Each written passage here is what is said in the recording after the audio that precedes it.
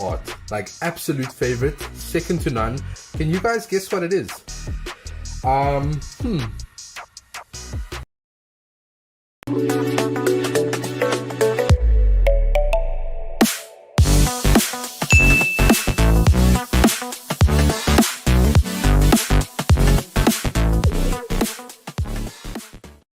How's it going, you crazy koalas, and welcome back to the channel. Today we're going to be opening something that was a little bit delayed to my doorstep. I'm not sure why I didn't open one before, because it is one of my top 5 favorite Pokemon, and this Pokemon comes all the way from Gen 1, guys.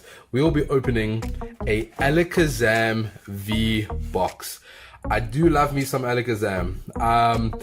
Check out my Instagram. I'll put a link in the description below. Check out my Instagram and I'll post all of my Alakazams that I have up to date. I really do love Alakazam.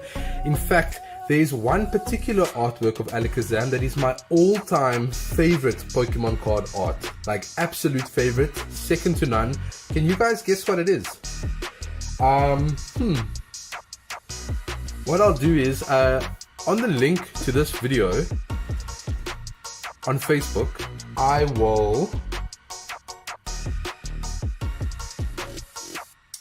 will give something away to somebody who can guess my favorite Alakazam. I have an idea.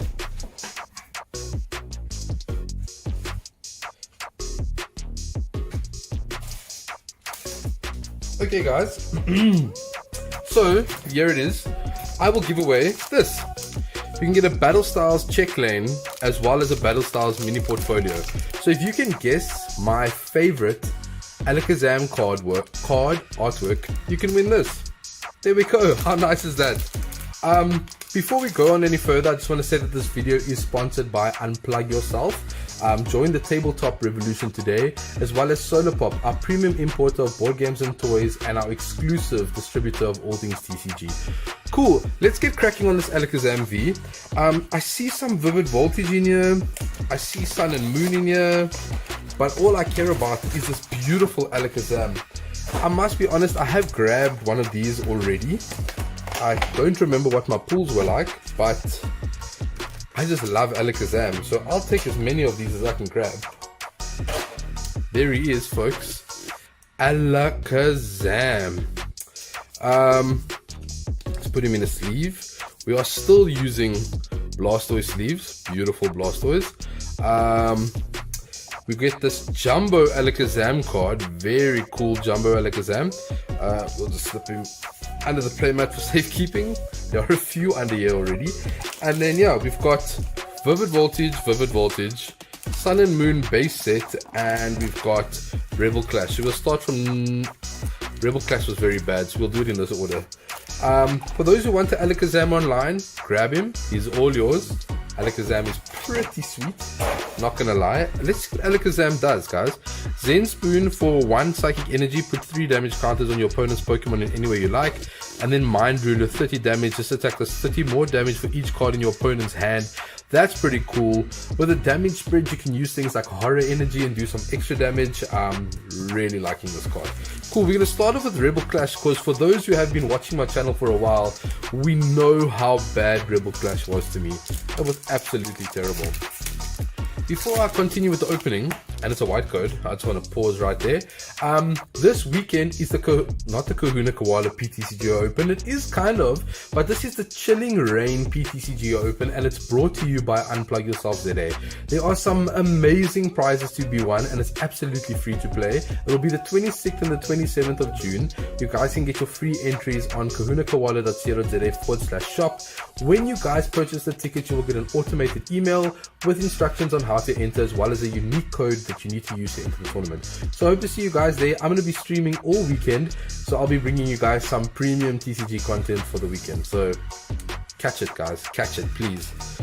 Here is your Rebel Clash code card for those who are still hunting Boltons or maybe hunting Boss's Orders. Let's go with Dark Psychic. Cool, Psychic for Alakazam. I'll attach that energy for turn, and I'll use Zen Spoon. Charger Bug, Skunk Tank, Full Heal, Clefairy, Voltorb, Nose Boss, Wingull, The reverse holo for the pack is no. Ladies and gentlemen, boys and girls, Pokemon players from around South Africa and the world, we are here with Top Cut of the Chilling Reign PTCGO Open. I'm Kahuna Koala and I'll be bringing you all 3 games live this morning. Guys, we have got quite a stellar lineup for us in the PTCGO Open. So I just wanted to show you guys who made it to top 8 and what they are playing. You can see over here, we've got Rudolph Duplessis at first seed, and he will be playing Calyrex. Michael in second seed, also playing Calyrex. We've got Clinton Metos making third seed, and he'll be playing Zacian ADP. We've got Taran Niverhays who's playing Dragapult in 4th seed. That's going to be an exciting deck to see. We've got Matthew Frieda playing Calyrex at 5th seed. We've got Chris Gao playing Zacian ADP as well at 6th seed. We've got Daniel Roy playing, he is a weird, an Orbeetle deck.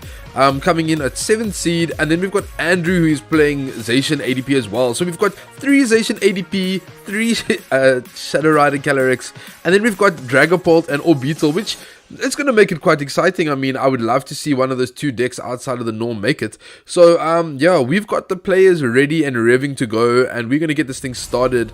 We're going to be streaming the quarterfinals now, and on stream we're going to be having Michael playing his Shadow Rider Calyrex deck versus the Orb or Beetle deck from Daniel Roy. So stick around for a few seconds, I'll be bringing you that game shortly.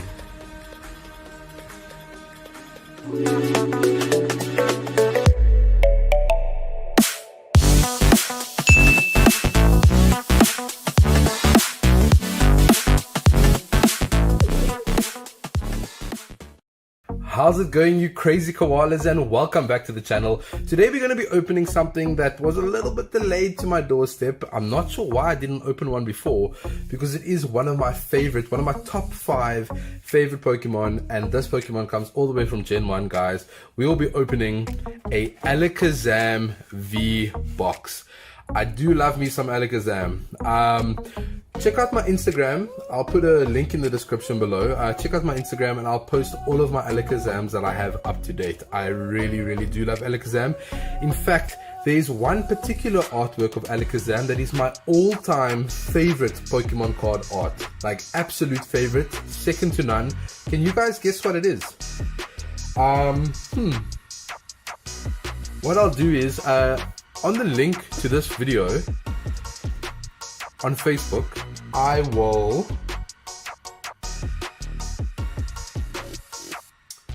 give something away to somebody who can guess my favorite Alakazam. I have an idea.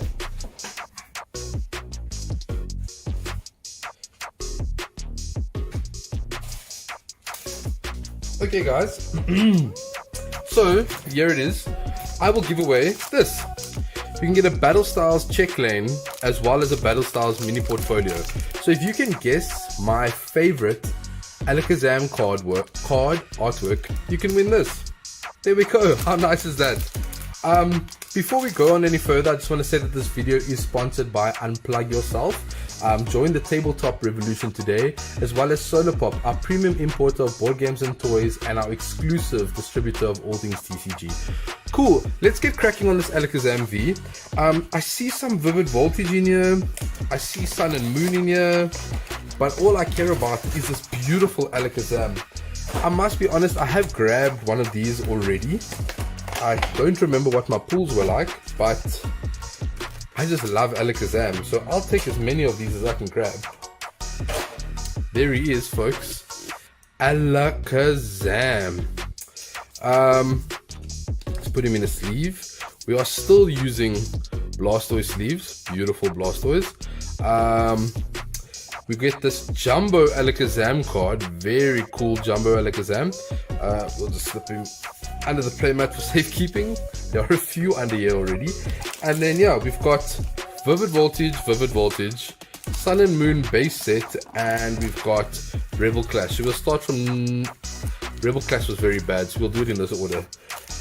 For those who want the Alakazam online, grab him. He's all yours. Alakazam is pretty sweet, not gonna lie. Let's see what Alakazam does, guys. Zen Spoon for 1 psychic energy, put 3 damage counters on your opponent's Pokemon in any way you like. And then Mind Ruler, 30 damage, just attack this 30 more damage for each card in your opponent's hand. That's pretty cool. With a damage spread, you can use things like horror energy and do some extra damage. I'm really liking this card. Cool, we're going to start off with Rebel Clash, because for those who have been watching my channel for a while, we know how bad Rebel Clash was to me. It was absolutely terrible. Before I continue with the opening, and it's a white code, I just want to pause right there. This weekend is not the Kahuna Koala PTCGO Open, it is kind of, but this is the Chilling Rain PTCGO Open, and it's brought to you by Unplug Yourself ZA. There are some amazing prizes to be won, and it's absolutely free to play. It will be the 26th and the 27th of June. You guys can get your free entries on kahunakoala.co.za/shop. When you guys purchase the ticket, you will get an automated email with instructions on how to enter, as well as a unique code that you need to use to enter the tournament. So I hope to see you guys there. I'm going to be streaming all weekend, so I'll be bringing you guys some premium TCG content for the weekend. So catch it, guys, catch it, please. Here is your Rebel Clash code card for those who are still hunting Boltons or maybe hunting Boss's Orders. Let's go with Dark. Psychic, cool. Psychic for Alakazam. I'll attach that energy for turn, and I'll use Zen Spoon. Charger Bug, Skunk Tank, Full Heal, Clefairy, Voltorb, Nose Boss, Wingull. The reverse holo for the pack is, no, that's a Phantom. The reverse holo for the pack is a Beware, and the rare for the pack is, woo! What a spicy first pull. A full art Inteleon V, guys. That is absolutely incredible. They are Inteleon V Battle Arena decks, which I really hope to do a video for you guys soon, and this will go straight in. Look at that hexagon shape in the back. Oh man, that is a stellar pull. Rebel Clash, I take it all back. You gave me something incredible. Very nice first pull, guys. Very nice. Cool, going on to Vivid Voltage. We know that Vivid Voltage has got a ton of fire. Vivid Voltage has got amazing rares, so we know that green codes don't matter. Vivid Voltage has got the ultimate Chonkster, the Chonky himself, Pikachu VMAX Rainbow Rare with a heck ton of money. Let's go with Grass. Fighting, cool. Hero's Medal, Hitmontop, Crocroc, Arrokuda, Nincada, Pick-a-Pick, Poochyena, Blitzle. The reverse holo for the pack is a Nessa, and the rare for the pack is an Executor. Okay, cool. Second pack, a bit of a miss. Not every pack can be a hit, right? This is a Chonky, guys. Chonky. Would be really nice to pull a Chonky. We did pull one on the channel already for Matthew Frieda when we opened up his prizes from a PTCGO Open, guys. So get cracking and enter the tournament. The prizes are fire. It's a green code, so no Chonky, but maybe an amazing rare. In that case, I'm going to go 1, 2, 3, 4, and then I'm going to put this one over there to put the reverse holo last. Guys, just so that you know, the prizes for the tournament, first place is getting an Elite Trainer Box, a Chilling Rain Elite Trainer Box. And I mean, there's Shining Fates tins, there is Chilling Rain boosters. Guys, the prizes are amazing. So enter, if you guys play online, enter. It's absolutely free and it's a lot of fun. Grass, Lightning, oh man, Pikachu, come on. Wash Energy, Sir Chester Bath, that's a good card. Hitmontop, Charmander, Chatot, Cottony, Joltik, Mudbray. The rare for the pack is a Exploud, and the reverse holo for the pack is a Kakuna. Unfortunately, no amazing rare from these packs, but we do have a Sun and Moon pack. Now, Sun and Moon, I really love this set. This is when I really started coming back. I started playing in Fates Collide again after a long break, but Sun and Moon is when I really started taking things seriously. And I remember my first ever Sun and Moon pack I opened, I pulled a gold Psychic Energy, the secret rare Psychic Energy. It's a white code, so I guess that means it's going to be an ultra rare. For those who play expanded, there's a Sun and Moon code for you. 1, 2, 3, 4. I do believe it's still 4. Dark. Water. Alright, come on, Blastoise. Give us some luck. We didn't even... Look, I'm wearing my new Power Up t-shirt, guys, for the Power Up packs. And I didn't even say power up. So let me just put this to my chest. Power up this pack, guys. Here's the card right here. Just touch that card with a thumbs up though. Let's go. Golbat, Trumbeak, Potion, Drowsy, Torkoal, Litten, Stuffle, Eevee, that's very nice. The reverse holo for the pack is a Persimmon. This was very playable back in the day. And the rare for the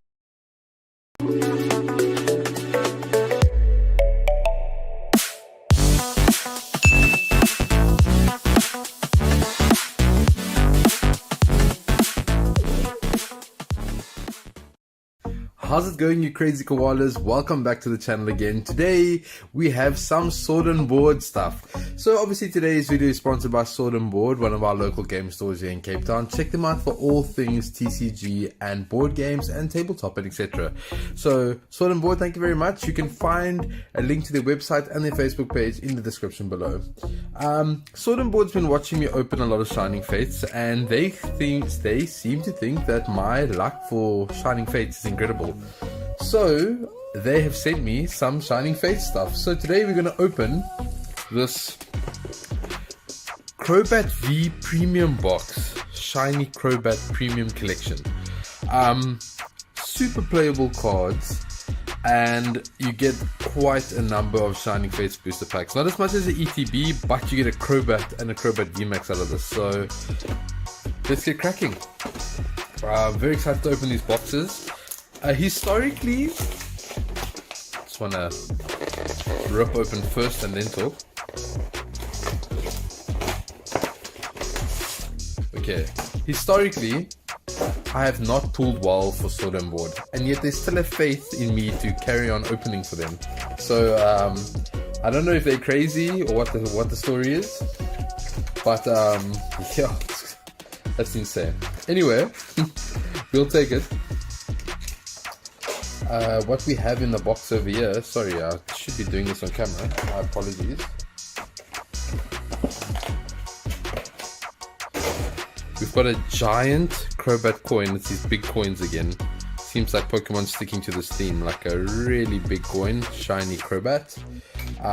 We've of course got the Crobat VMAX, which looks pretty good. I mean, a little off center for the collectors, but my word, I really love the fact that they mount these cards in the boxes now without having to crimp it. Like, it used to be damaged at the top and the bottom, and it's not like that anymore. They've really taken precautionary measures. So two beautiful Crobats. Bearing in mind that everything I pull in the video today will be for sale at Sword and Board. So if you like anything I put in the video, get hold of them. Chances are you'll be able to grab some of these singles if nobody else has grabbed them already. Okay, so we obviously get the two Crobats out of that. And the code cards in the Sword and Board videos that I'm going to be doing are going to be kept, and I'm going to tell you why at the end of the video. We get this jumbo Crobat VMAX fly. You get a jumbo Crobat VMAX card, and then we get, wow, it's actually more than I realized. I thought it was 6. We get 7. Alright everybody, sorry for the delay. There was a bit of a technical difficulty on the player side, but from what I can see, they are ready to go. The game is loading, and once the game is up on screen on the stream, I will be showing it to you. So it should be here. I see they are busy flipping coins, so they are pretty much ready to go. Oh, looks like there's another technical difficulty. So just give 1 second. I see these guys are just busy repairing. Who's gonna take it today? Let's start off with that. Who's gonna take the tournament today? Are we gonna see a Calyrex take it today? Are we gonna see ADP take it? Or is Dragapult or Orbeetle just gonna sneak in and take the first place? Let me know what you guys think. I'll be doing a giveaway after this game, so stick around on stream. I'll be giving away something. Can't say what, but I'll be giving something away. It looks like they are setting up again, so let's cut over to the game. We've got Michael on our side and Daniel on the receiving end. Daniel being the Orbeetle player and Michael playing Calyrex. So let's see. Michael has no basic Pokemon to start, so there'll be a mulligan this side.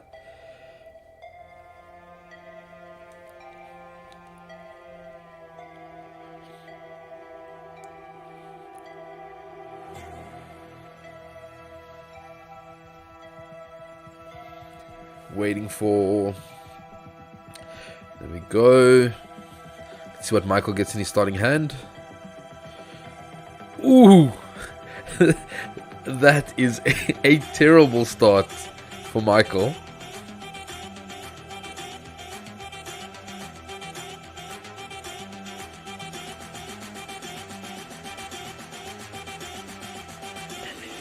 Okay, let's see what this Orbeetle deck does, guys. I'm excited.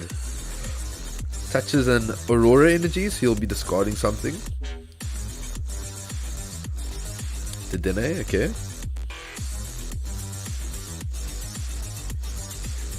And it's a pass. Alright. We see the Fog Crystal from Michael. Having a quick look through the deck. Okay, all the VMAXs are there because he's got one in his hand, I think. Off to the peak.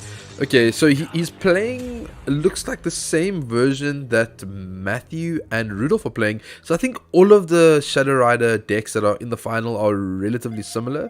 Can't say that they are card for card alike, but they look pretty similar. Gengar Mimikyu, interesting. He's got the switch in hand, so he would be able to Horror House off the gate.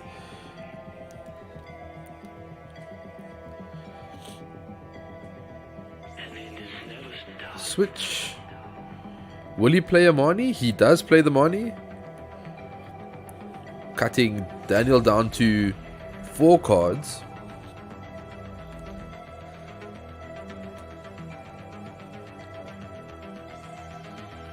And we see the Horror House GX, so Daniel cannot play any cards this turn.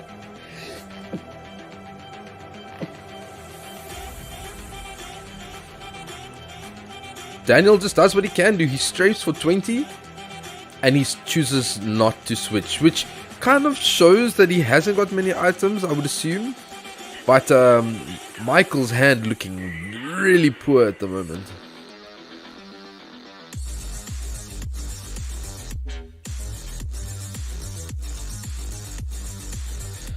What is Michael going to do?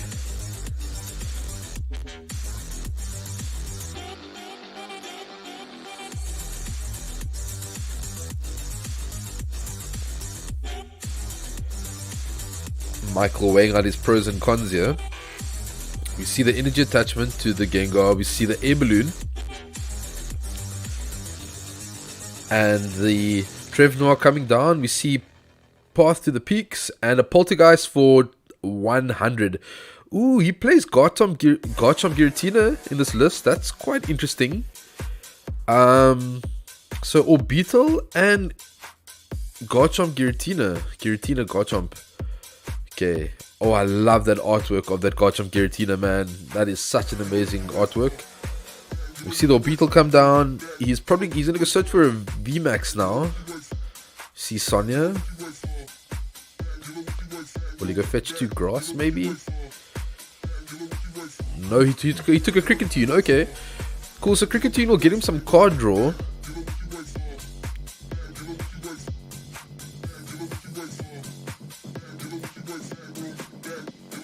Okay, he went and fetched the Orbeetle VMAX with its ability that allows you to spread 10 damage to each of your opponent's Pokemon while he's in the active. So we should be seeing a lot of that.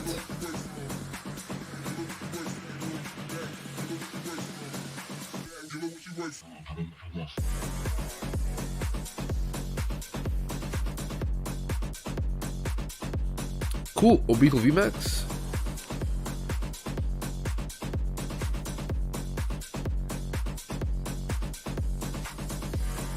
Exciting stage. We see another Orbeetle. That Eerie Beam ability. Eerie Beam. And are we going to see a GMAX wave? Daniel ending the turn with no cards in hand. Oh, he top decks the Dene. Okay, this is interesting. So at least we might see something happening now. I mean, he could still get a Mani off of that, or potentially just try and set up something else at this point. Look, the Gengar and Mimikyu's on 60 left. It seems like a lot, but when he's benched, Orbeetle, there's 2 Orbeetles in play at the moment. Each of them just need to use their ability 3 times, and he's knocked out. If he gets the 3rd one online, they each have to only do it twice, and it's very possible. Michael really deciding what he's going to do. He attaches the energy. We see him do the Dede change for a fresh 6. Okay, we see some Shadow Rider stuff.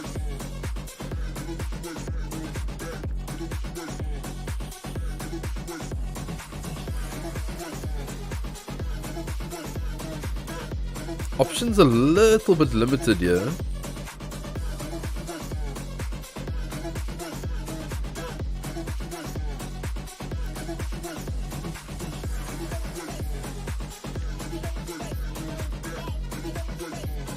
Really, Michael just trying to figure out what he's gonna do with that.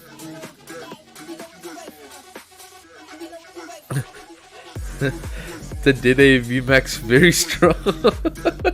The Dene VMAX, wow.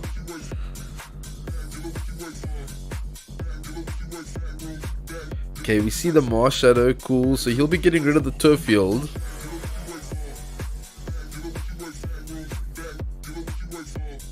See the resetting hole. Okay, so lowering Daniel's chance of getting another one, but he has got Cricketune on the bench, so that should help him out a lot. I think what would help Michael a lot right now, if he manages to get another path to the peak, that would help him a lot. You see the VMAX being discarded. We see another V coming down, Calyrex V. And we see the retreat.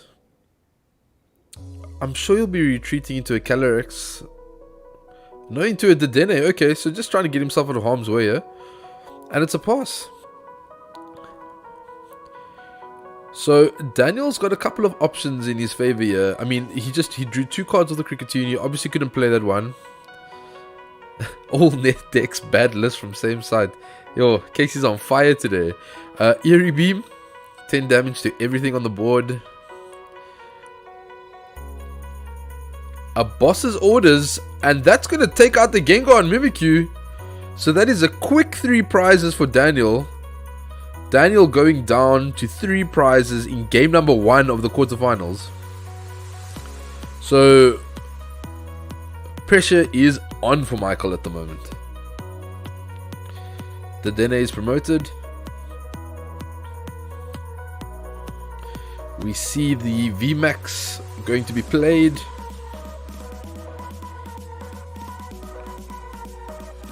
And the Professor's Research. Oh, not the Professor's Research he would like to see. That is not the Professor's Research he wanted to see.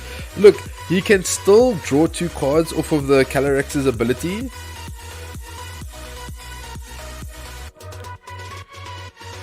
Alright, he's got a Fog Crystal, but it doesn't really open things up just yet.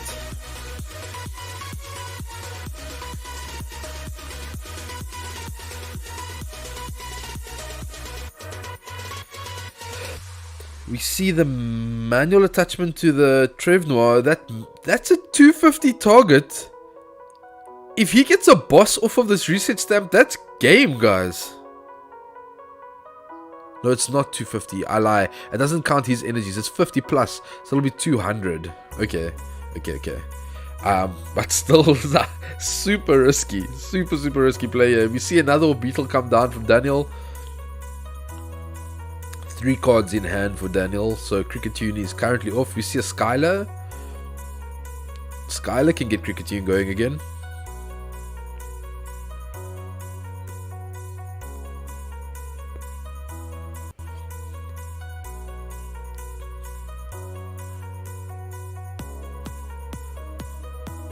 Hero's Medal. Whoa. Hero's Medal reduces VMAX's HP by 100, but also allows the opponent to take one less prize. I think if I remember correctly. You see the Eerie Beam?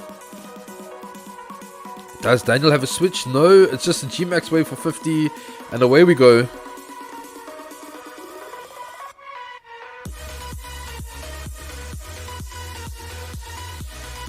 Trev Noir looking like a real liability at the moment.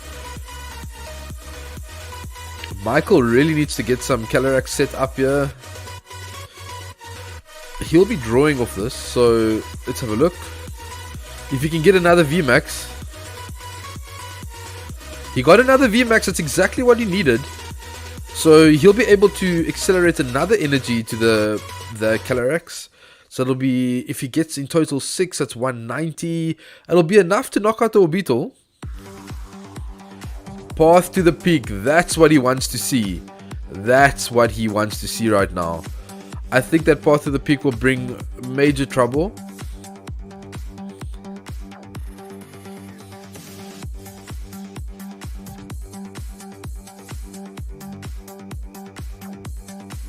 You see, oh, it's a manual attachment. Okay, but he can still get a knockout with the Trev Noir though. So that all depends on how he's gonna, what angle he's gonna take. There's only 3 cards left in hand.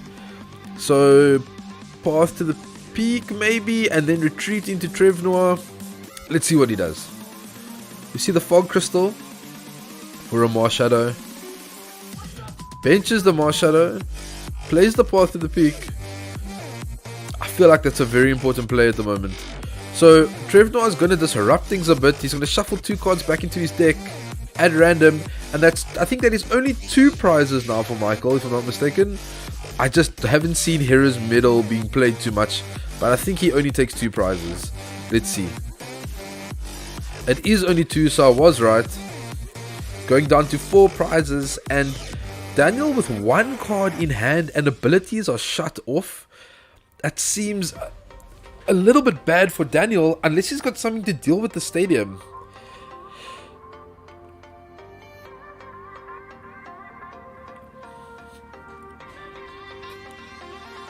Alright, he promotes an Orbeetle and away we go. 2 cards in hand. Can he do something?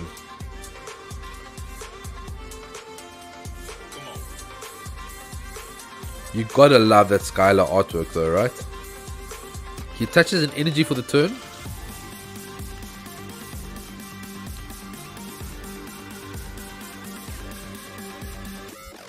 And it's a pass from Daniel, I'm afraid. No cricket tune for him today.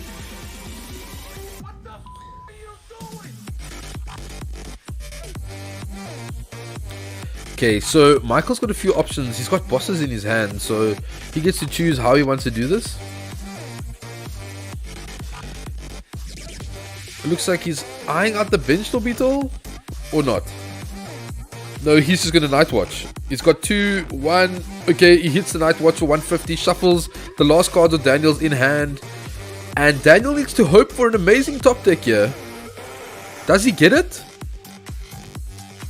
He needs an energy or at least a supporter to get him something.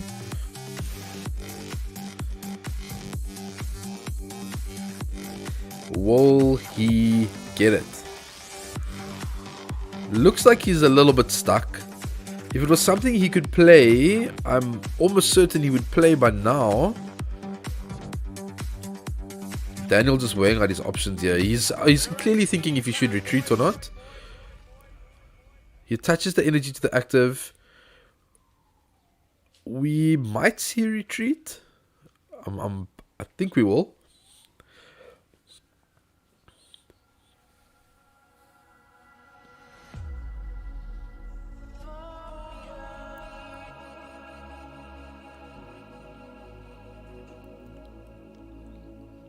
And it's a pass, no retreat, I'm afraid. We see a quick ball. Having a quick look through the deck.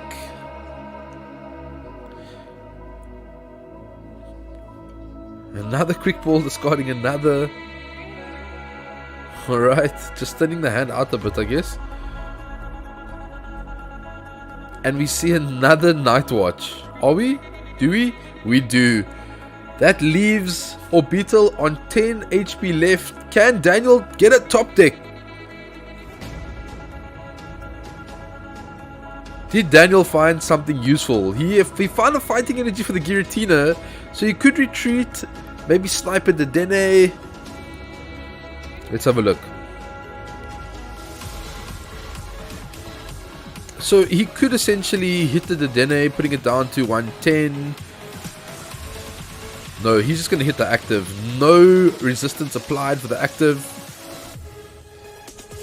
So, are we going to see a boss into the Orbeetle now? We see the boss's orders being played for the Orbeetle. And another night watch for Michael, going down to one prize remaining in this quarterfinal of the Chilling Reign Open.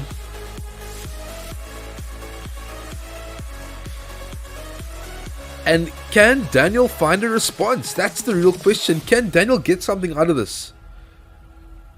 The reset stamp. Yeah, that reset stamp hurt him hard. Can he get a supporter? Yes? No? Maybe? Maybe a stadium so that he can hit into Cricket Tune. Unfortunately not. That's a pass.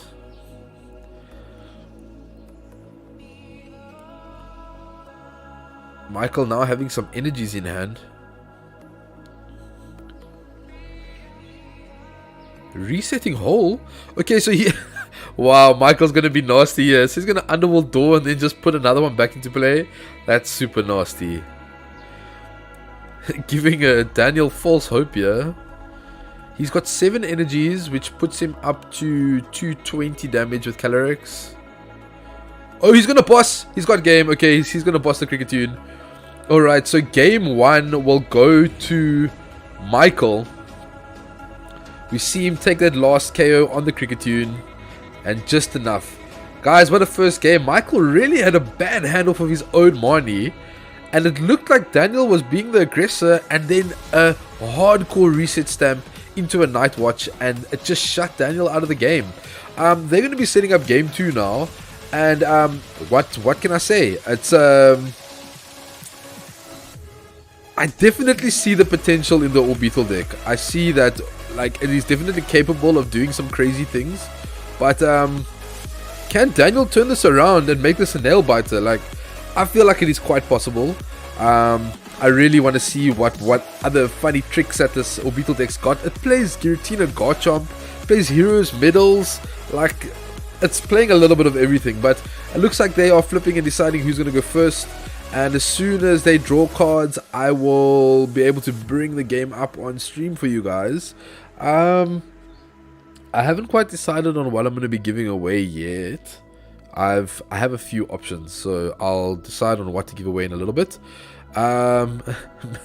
Just looking at some of the delayed comments here, I think probably one of the best ones is from MS Sadin. He says, maybe if you ask nicely enough, Mike will Mars Shadow the stadium. You really needed him, right? He needed him to do that. It just looks like they're deciding who's going to go first. He is going, so it looks like Daniel is going first, and away we go with the match. So let's cut over to that match. We see Michael starting with a Calyrex. Not looking too bad of a start, right? I mean, it could definitely be worse.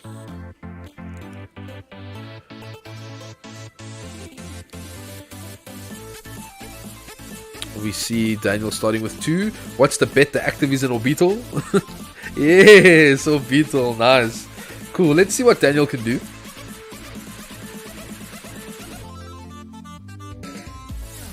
We see a fighting energy come down to the Orbeetle and a quick pass.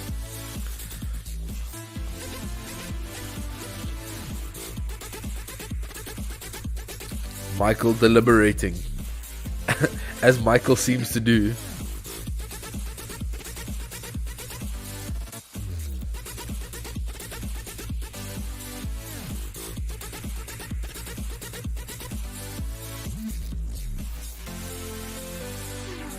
See the energy attachment for the turn.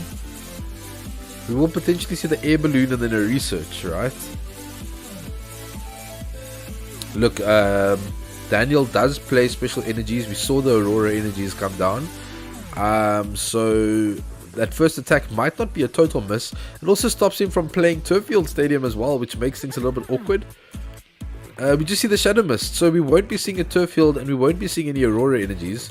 What does Daniel have in hand?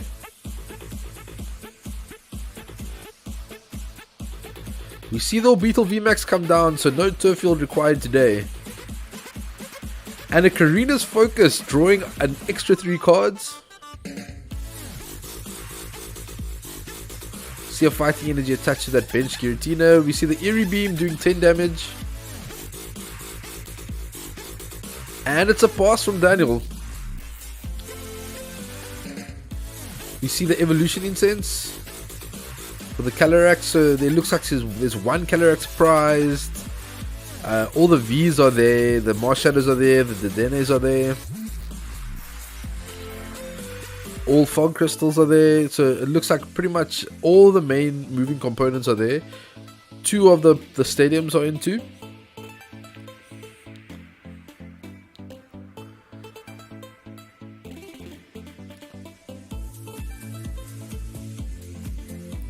So we see the Professor's Research getting discarded, and a Gengar and Mimikyu. This could be brutal because he's able to attach 2 energies this turn. If he gets the 2, now his options between Marnie and Professor's Research. I think at this point, I'm not sure what he wants to do. I saw 2 bosses still in deck, and there is another reset stamp in deck as well. So he's going to stamp him first, making it so that he doesn't even have to attach the extra energy now. He's already got 6 cards. You see the Pokecom putting the Dedenne back into the deck.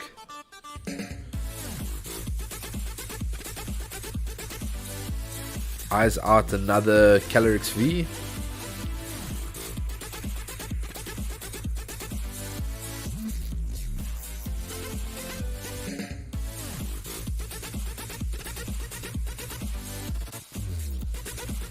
We see the energy attachment. Oh, he gets card draw of Horror House as well, right? Each player draws until they have 7, so that's well worth it. Okay, so we're not going to see an attack unless he's going to attack with Giratina.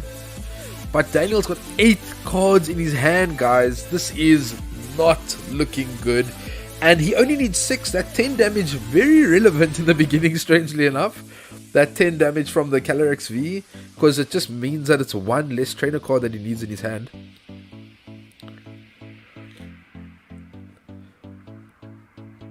We see the Mars Shadow come down. Counting cards.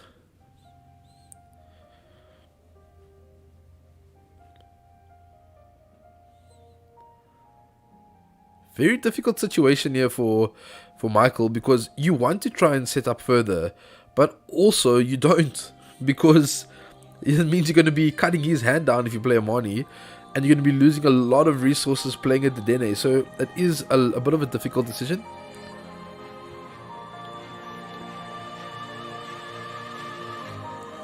He says he needs to get one of those. 1, 2, only 2 trainers swinging a whiff for Michael. Only 100 damage, I'm afraid. He might have managed to get more off of the Marnie, but there's no way that he would have done that. So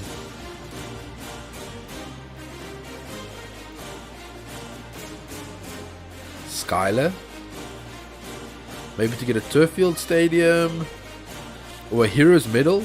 That'll be great.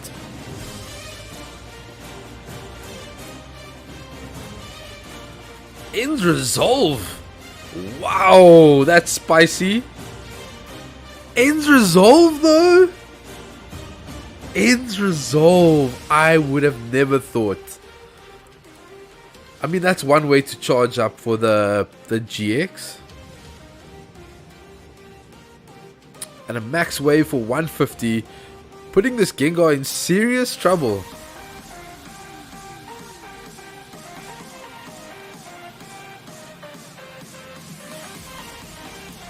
Okay, able to get another VMAX. he's definitely gonna Marnie now. Like, I feel like he has to Marnie at this point.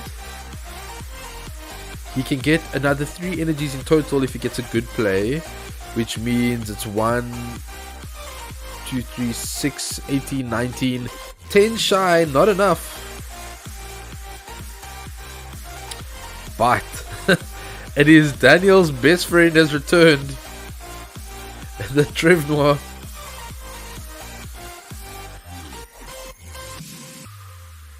Okay, so he's got access to 1 energy, he's got access to the Dene, he's got the air balloon, he's got pretty much everything he needs here. You see the fog crystal?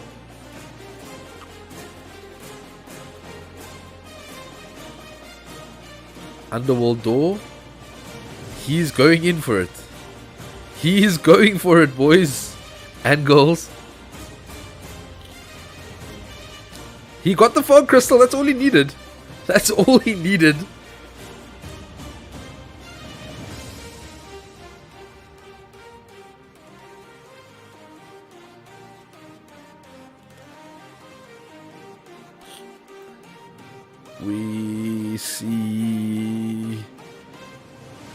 We see Michael deciding. That's what we see. Fog crystal grabs an energy.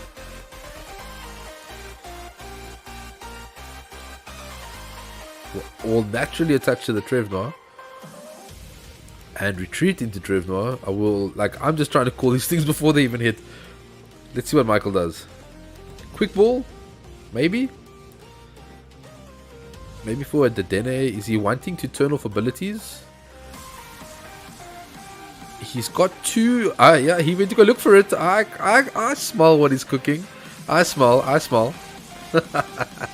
We see the Dede change, drawing a fresh 6. Will he get the path to the peaks? He does not get the path to the peaks. But he does have energies for next turn though. So, it's good and bad here.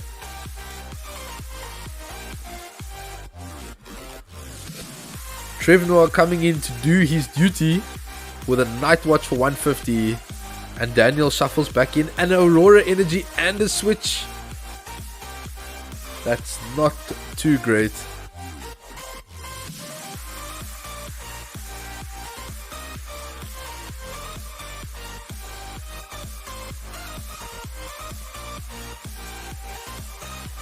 We see the Marnie. Very nice from Daniel. He needed that Marnie desperately. He needed something. Cricketune coming to the rescue. There's the Mew. I don't think Mew is too relevant in this match. There shouldn't be any spread. Not that I'm aware of. There's no spread in that deck. So we see an Eerie Beam. Lots and lots of damage. Look, we know that Michael's going to get a card for the turn. He'll draw 2 from the energy, 2 from the second energy with the fog crystal. So he'll be getting stuff. The question is, what is he looking for? And will Daniel retreat, or will he just be happy to do a little bit of damage? We see the retreat. And the linear attack for 40. Is he going to poke the Gengar? He does. Gengar down to 20 damage. So all of a sudden, the urgency to get that stadium is a lot higher now. We see the energy attachment for the turn. Fog Crystal grabs the energy. We're going to see another Underworld door. Another 2 cards. He hits the stadium. He needed that stadium. It's just a little too much trouble, I'm afraid. How many energies does he have in play? 3, 6, 9. So 9 is 270. So he's got a KO on this Giratina Garchomp now. With a Calyrex. So he's going to switch into Calyrex. Play Path of the Peaks. And we're going to be seeing some big damage here. It is a quick 3 prizes, or not as quick as Michael would have liked, I'm sure. But 3 prizes up to Michael, and Daniel playing on the back foot with a severely damaged Orbeetle.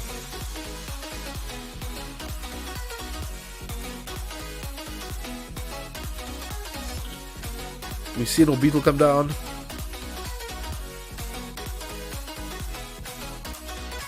Roller Skater. Interesting.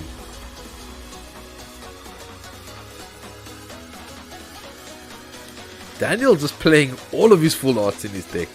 Looking very blingy. We see the energy attachment to the Mew. Oh, Mew's gonna take a KO. Ah, Mew's gonna KO. Hectic. Okay, very interesting.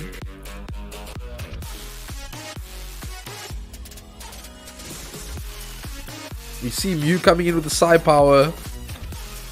And he'll be putting 2, I'm sure. 2 on the Gengar and Mimikyu, I would guess.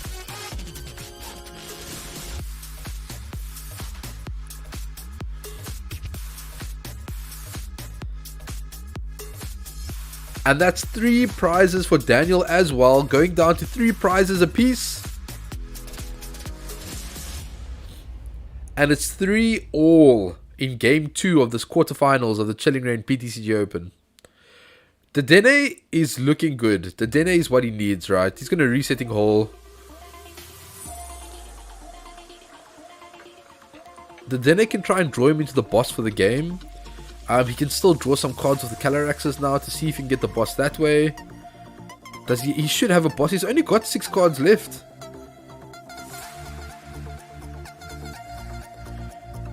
Death by boss. Does he have a boss though? Well, I mean, oh, wow, that's risky. That is super, super risky. He either has the boss or he doesn't. He's going to opt to Ordinary Rod instead. He's going to shuffle 2 energies back into the deck. So the Dene is not going to kill him.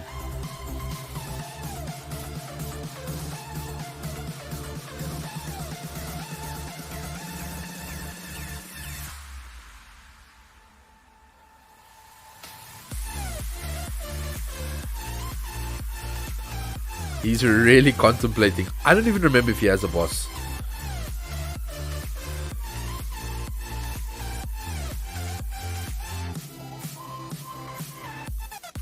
Is he just going to opt for the path to peaks and just take the KO on the Mew? It looks like he's going to go that route instead. Okay, Max Geist. Does he want to? Yes, Max Geist it is. So, Michael taking his 4th prize for the game. It's 2 to 3 remaining in this quarterfinal.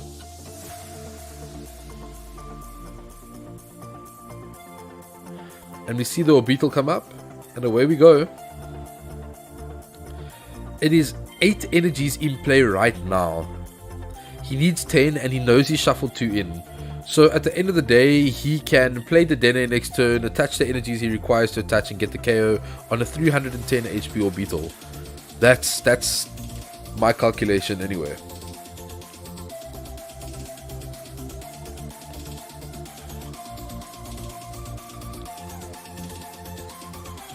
Dene change. Oh no! The stadium! Oh! That's a big oof. That's a big one, guys.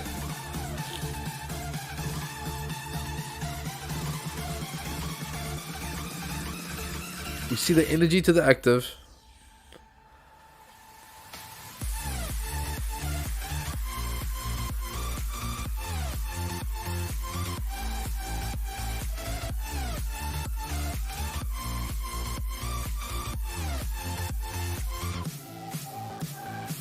You have a good deck. Okay, so I think this pretty much wraps it up. Let's see if he did have the boss. He had the boss. He had it. We're going to see the resetting hole. We'll see at the Dene. Dene change for the last 6 cards in deck.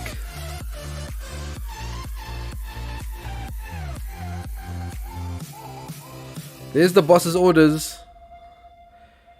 And that is GG to Michael and Calyrex. Man, that Orbeetle deck looks like a heck of a lot of fun, guys. I really like that deck. I'm gonna have a look at that deck list and see what it's all about. But guys, that wraps up the quarterfinal. I will be right back with the semifinals. Don't go far. Stay tuned. And yeah, let's talk giveaway. I've got this over here. So our proud sponsors of the tournament are Solarpop and Unplug Yourself. Solarpop, our premium importer for all board games and toys, and our exclusive distributor of all things TCG. And Unplug Yourself, join the tabletop revolution. So our sponsors sent me this. A cool Slowbro Vita. Now, I don't see many people in the chat, so your chances are severely rising with this guy. So what I'm going to ask you guys to do is to please, we'll go back to yesterday's giveaways. Why not tell me who your favorite starter Pokemon is, any generation. Mine is obviously Squirtle because Blastoise is my homeboy, but you guys let me know who your favorite starter is, and I will do a lucky spin at the end of the next round to see who's going to get this beautiful tin. So guys, drop your comments on who your favorite starter is, and yeah, I'll be back with the semifinals shortly. Don't go anywhere. I'll see you soon.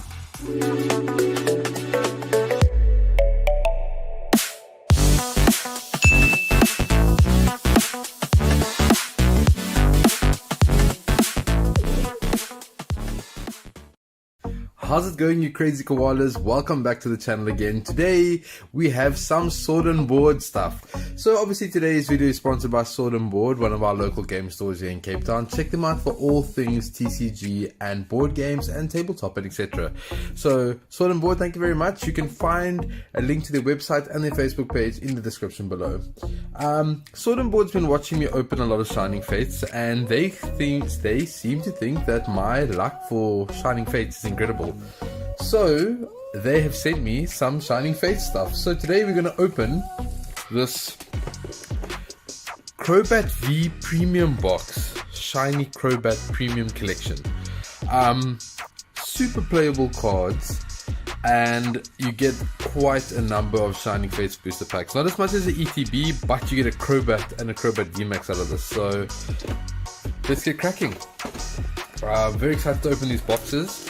Historically, just want to rip open first and then talk. Okay, historically, I have not pulled well for Sword and Board, and yet they still have faith in me to carry on opening for them. So I don't know if they're crazy or what the story is, but yeah, that's insane. Anyway, we'll take it. What we have in the box over here, sorry, I should be doing this on camera, my apologies.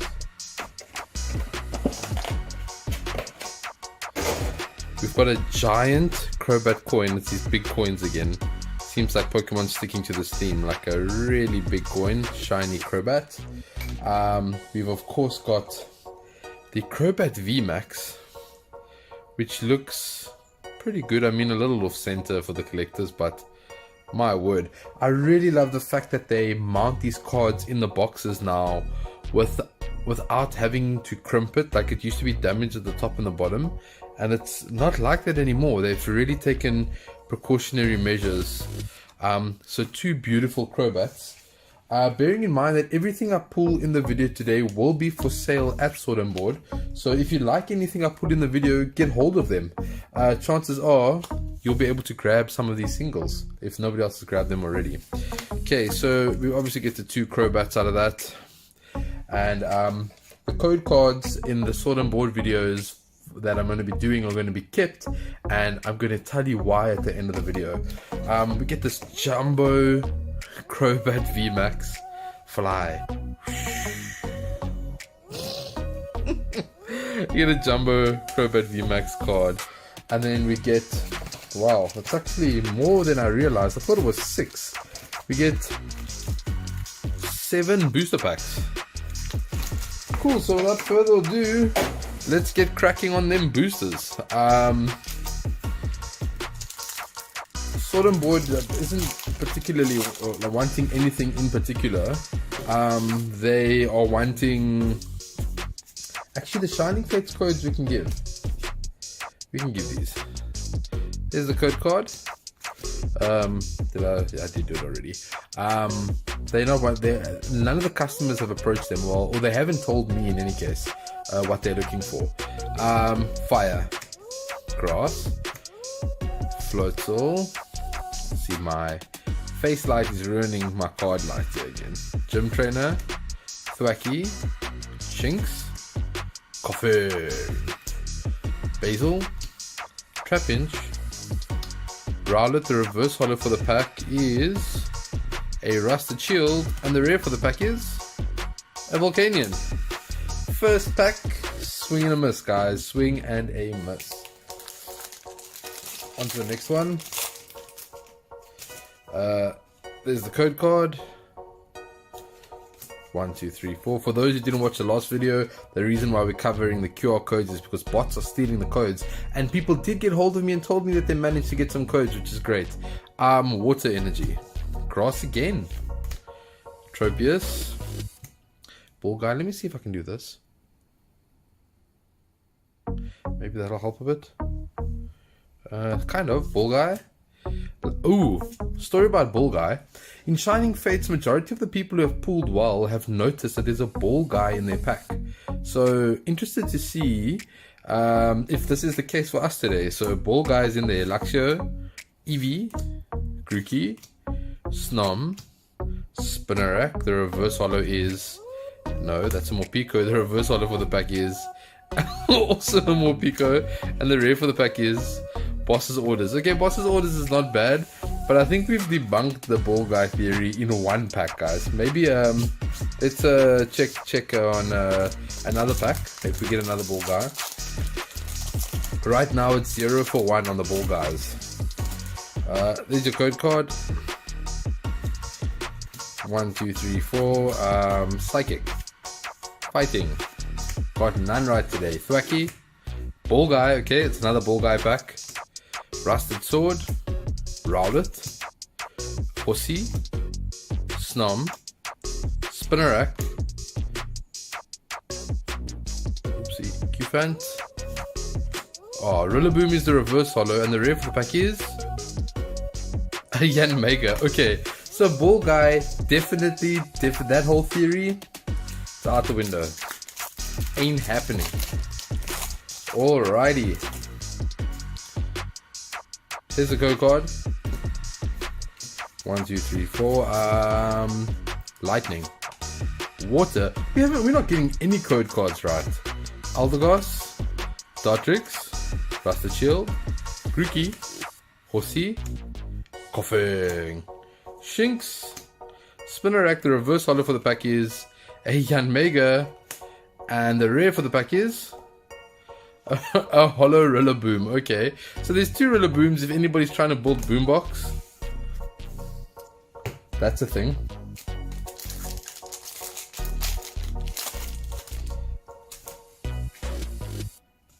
Code card.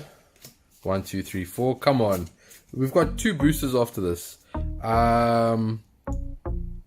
Fire. Fighting. Dartrix. Aldegos.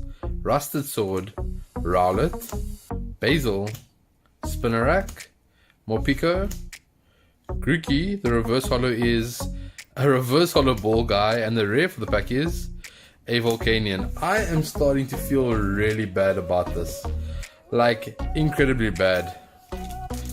So let's just go again. Sword and board. I'm so sorry. I'm so sorry. Maybe these last 2 packs can redeem. I'm gonna call water. Metal. I'm also not getting any energies right.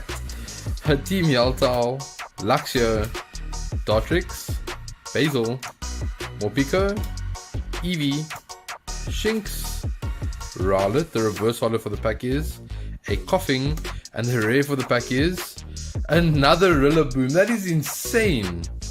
Guys, that is not cool. That is...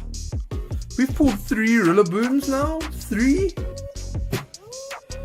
Guys, this is the last pack. Last pack magic. Let's help out Sword and Board. Smash like now. smash like on this pack. Power this pack up for them. They need it. I feel terrible. We haven't got anything to put up here with the Crobats. Can we get something? Just one thing? Anything. Code card. 1, 2, 3, 4. Fire. Because we're going to pull a Charizard in this pack. I am convinced. Psychic. I feel psychic that I'm going to pull a Charizard in this pack. Team Yaltal. Ball Guy. Come on. Prove yourself. Dartrix. Spinnerack. Tutel. Cacnea. Morpeko. Snom, the reverse holo for the pack is a Dartrix, and the rare for the pack is a Cinderace VMAX. Okay, cool. We got something. Thank goodness. Thank you for powering up the pack, guys. We got a Cinderace VMAX. We've pulled one of these on the channel already. It's got counter 30. If this Pokemon is damaged by an attack during your opponent's last turn, this attack does that much more damage. Then max Powerball for 170. Your opponent's active Pokemon is now burnt. Beautiful card, nonetheless. It's not a Charizard. I still feel like this box is a big fat oof. I do feel that way, but there is a Crobat VMAX and a Cinderace out of the box, guys, and that's about it. That's all I have to bring to you today. Guys, remember, just check out Sword and Board in the description below. Their website and their Facebook page is in the description. And yeah, a little bit of news on the 10th of April, which is next Saturday, not this Saturday, this weekend's Easter. Next weekend, Saturday, Sword and Board will be having a build and battle day, which is essentially the pre-release type of format. They just can't call it a pre-release. Nobody can. Pre-releases are done for now, but it's a build and battle day. And Sword and Board's going to be running one at their store. Like I did for another one of our local game stores, I'm going to be going to that store. I'm going to be doing recordings there that day of some of the gameplay, some of the pools, and just have a lot of fun with everybody who comes. See, there's a lot of people coming already, so guys, if you are interested, you can find the event description, the event link on their Facebook page. And yeah, I hope to see you all there. It's a lot of fun to play with everybody and get to meet some of the people who have been involved with my channel. Once again, thank you to Sword and Board for the sponsorship for the channel. Sorry that I couldn't pull you guys something great in this video, but hopefully in the next video I managed to do that. Thank you very much, everybody. Thanks for watching till the end. As always, please like, subscribe, and hit the bell notification for more content from my channel. I really do appreciate all of the support. We're almost at 250 subs, which means that giveaway for the Elite Trainer box is on the line, so don't forget that. If you need some more information about that giveaway, go check out my Facebook page, facebook.com/Kahuna Koala. You can find that in the description as well. Thank you very much, everybody, and until next time, cheers.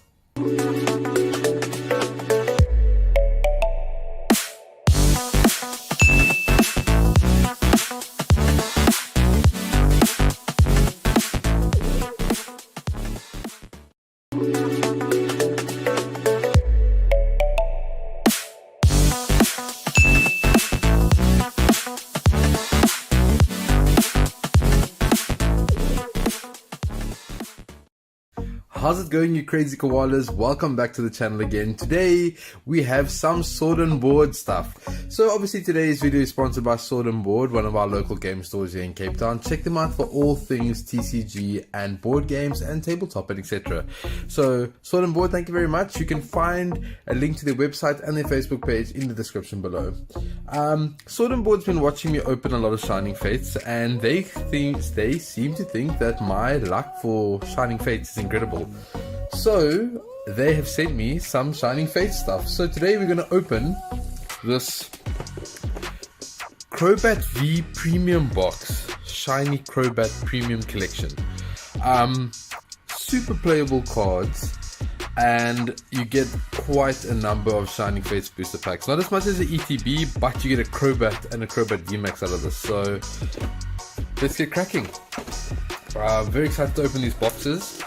Historically, just want to rip open first and then talk.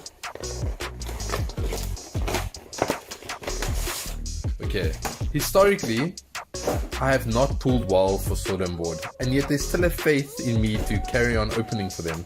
So I don't know if they're crazy or what the story is, but yeah, that's insane. Anyway, we'll take it. What we have in the box over here, sorry, I should be doing this on camera, apologies.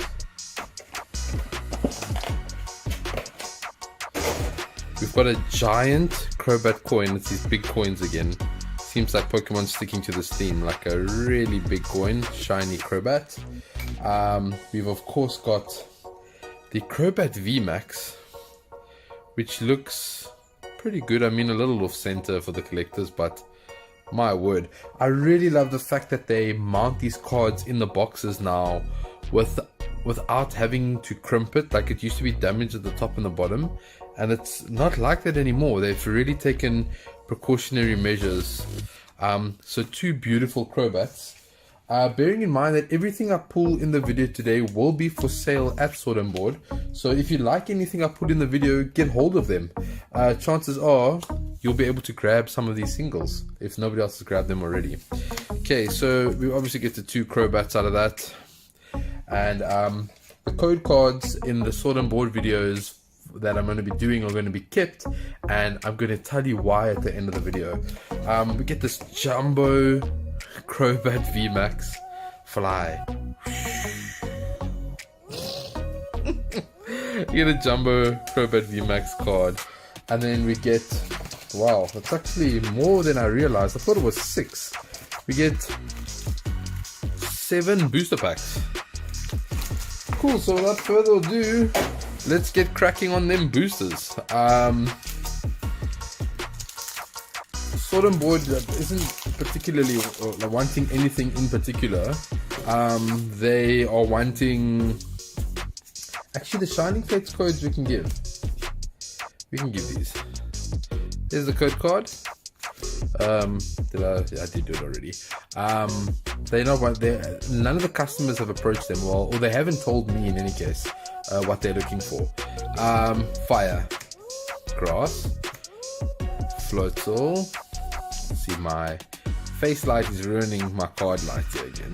Gym Trainer, Thwacky, Shinx, Coffee, Basil, Trapinch, Rowlet. The reverse holo for the pack is a Rusted Shield, and the rare for the pack is a Volcanion.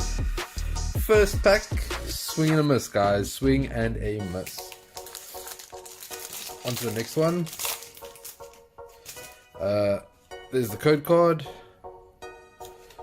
1, 2, 3, 4. For those who didn't watch the last video, the reason why we're covering the QR codes is because bots are stealing the codes, and people did get hold of me and told me that they managed to get some codes, which is great. Water Energy, grass again, Tropius, Ball Guy. Let me see if I can do this. Maybe that'll help a bit. Kind of. Ball Guy. Ooh, story about Ball Guy. In Shining Fates, majority of the people who have pulled well have noticed that there's a Ball Guy in their pack. So interested to see if this is the case for us today. So Ball Guy is in there. Luxio, Eevee, Grookey, Snom, Spinarak. The reverse holo is... No, that's a Morpeko. The reverse holo for the pack is also a Morpeko. And the rare for the pack is Boss's Orders. Okay, Boss's Orders is not bad, but I think we've debunked the Ball Guy theory in one pack, guys. Maybe let's check on another pack if we get another Ball Guy. Right now it's 0 for 1 on the Ball Guys. There's your code card. 1, 2, 3, 4. Psychic, Fighting. Got none right today. Thwacky, Ball Guy. Okay, it's another Ball Guy pack. Rusted Sword, Rowlet, Horsey, Snom, Spinarak, oopsie, Cufant. Oh, Rillaboom is the reverse holo, and the rare for the pack is a Yan Mega. Okay, so Ball Guy definitely that whole theory is out the window. Ain't happening. Alrighty. Here's the code card. 1, 2, 3, 4. Lightning, Water. We're not getting any code cards right. Aldergard. Alright guys, we are back with the semi-finals. You heard me, the semi-finals. Here we go. We've got Matthew versus Rudolph, and it looks like it's a mirror match by the looks of things. It's kind of looking like the same deck. So they are getting things ready, guys. Don't forget to enter the giveaway. I'll be doing it straight after this game. So shout out to your favorite starter Pokemon, and I'll be doing the lucky draw straight after this for this amazing Galarian Slowbro V10. So guys, let's get over to the game where it's going to be Matthew versus Rudolph. So Rudolph, obviously the winner of the inaugural Kahuna Koala PTCGO Open, and Matthew has pretty much participated in every event, and if I'm not mistaken, has top cutted every time. So this is going to be a very interesting game. We see a quick ball from Rudolph. Rudolph looking like he's got a much better start than what Matthew's got, but a little early to tell.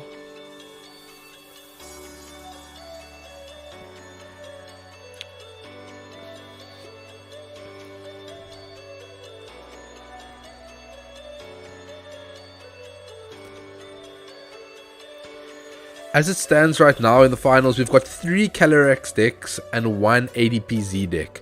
So it's ADP, 1 ADP versus 3 Calyrex. Very interesting.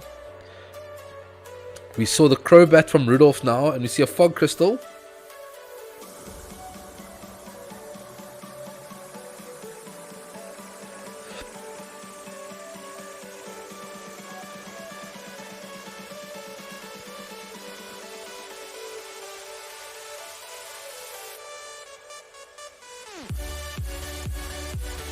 We see a Psychic Energy from the Fog Crystal. Quick Ball, discarding an Ordinary Rod for a Gengar and Mimikyu. Rudolph looking like he has the perfect start. Switch. And a pass. How is Matthew going to respond? Rudolph only having 2 cards in hand. We see a Fog Crystal from Matthew. Takes a quick look through his deck here. We see 4 Calyrex, 3 VMAXs.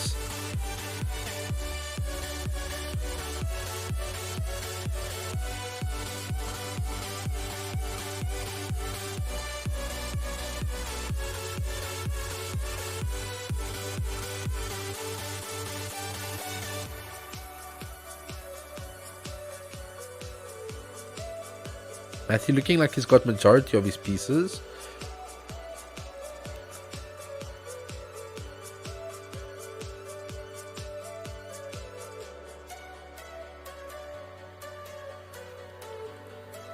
Just making notes, I'm assuming. Takes the Calyrex V. Oh, he switched to the Gengar last second. See a quick ball. Discarding the path to the peak because there is already a Marshadow in play on Rudolph's side of the board. So Calyrex V comes down. We see the energy attachment to the Gengar and Mimikyu. And a Marnie.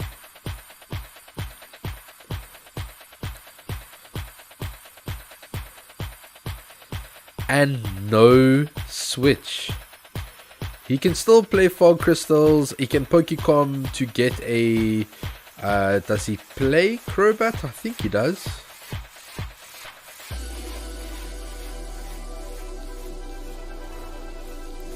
See the Pokecom.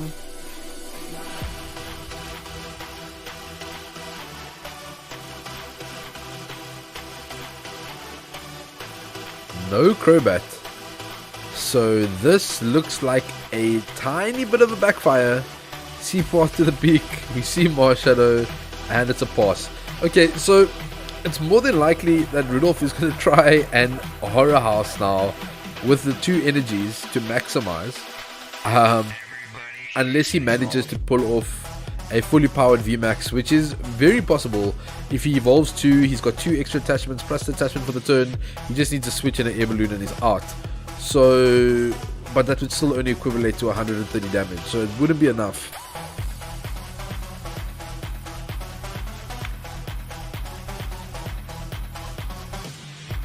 Rudolph obviously weighing out the pros and cons here.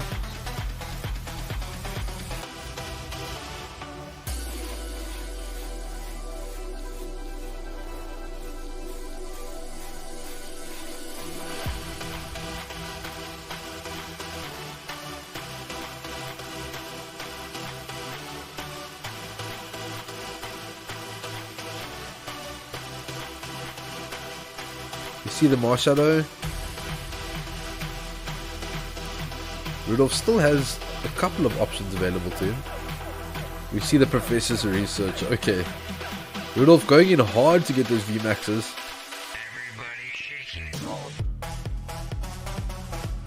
See the Pokecom, so he'll be getting a VMAX now.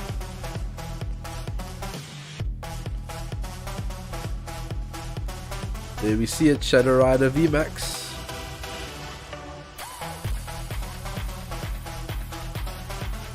VMAX comes down.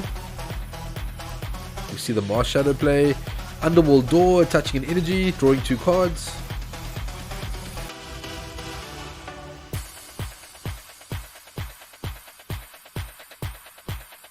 We see a Fog Crystal.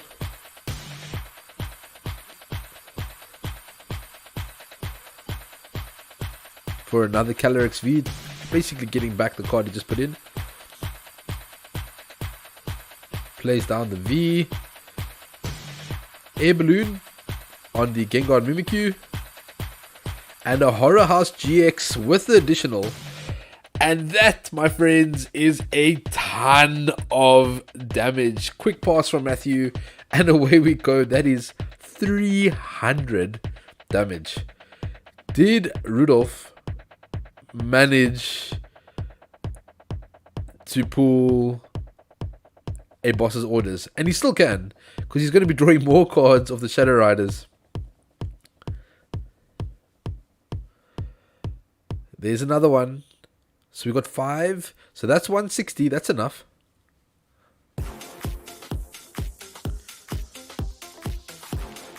He doesn't have to Poltergeist now.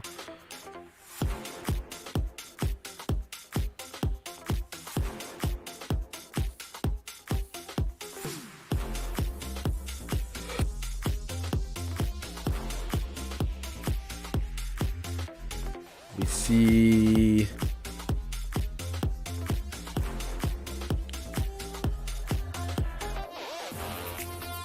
manual attachment to the fresh Shadow Rider. So we're sitting with 190 on the board at the moment. For Rudolph, it is.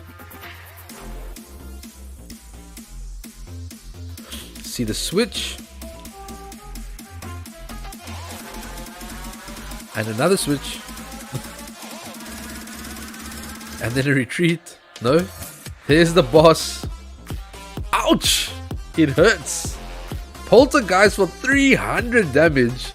And Rudolph going down to 3 prize cards in the semi-final of the Chilling Reign Open, guys. Matthew on the back foot.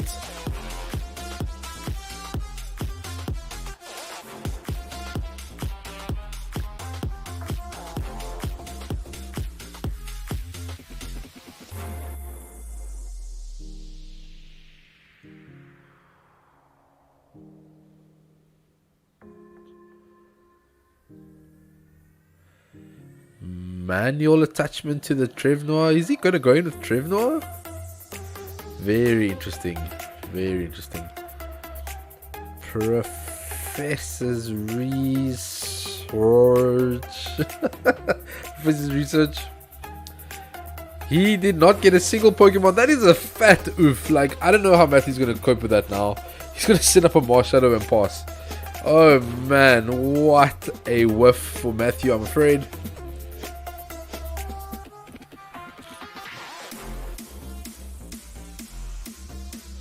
See a Fog Crystal.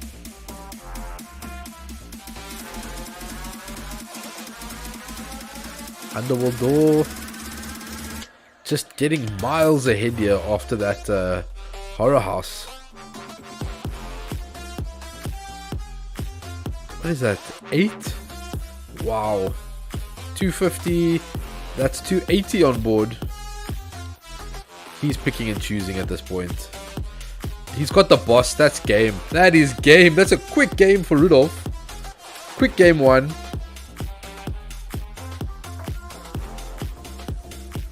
And Rudolph taking game 1 in really quick fashion here in the semi-final. And that's it. That's it, guys.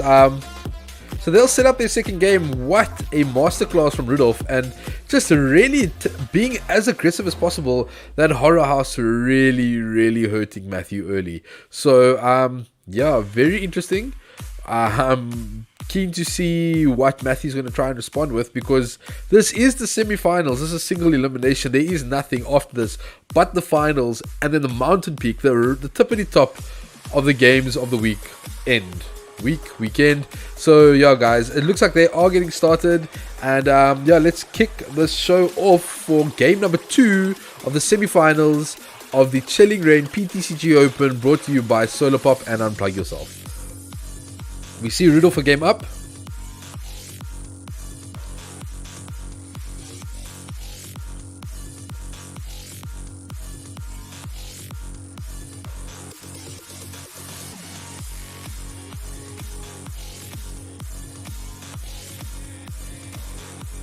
See a mulligan from Matthew. Okay, not the worst start. I guess it is a valid start for him at the moment.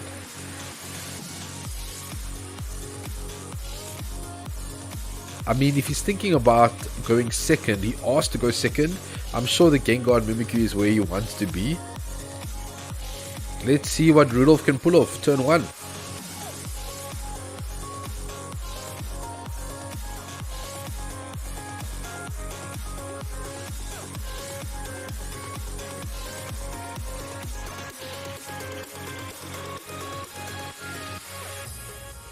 Fog Crystal.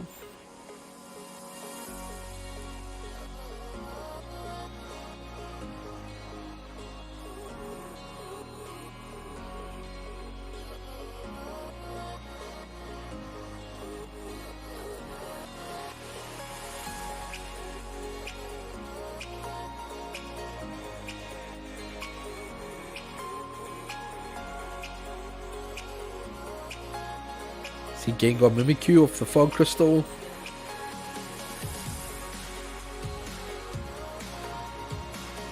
Rudolph supporters in Pretoria shouting out, doing it for PTA. We see the energy attachment on the Gengar Mimikyu.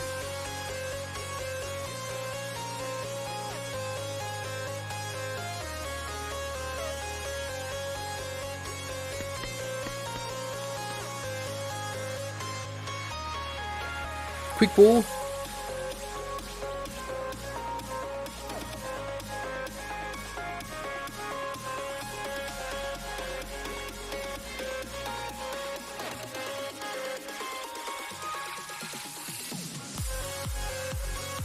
Getting rid of all of his trainers as quickly as he can here, knowing what's going to be coming. So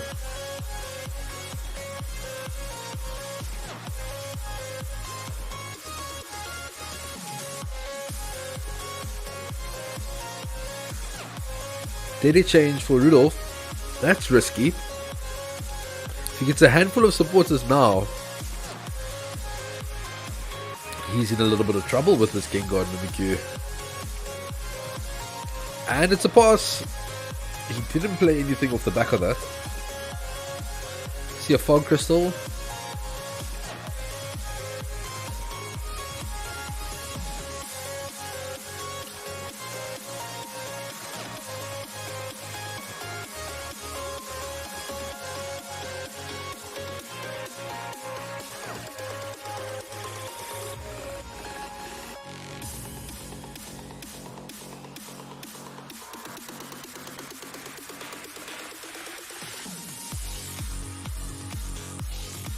Matthew taking a Calyrex V.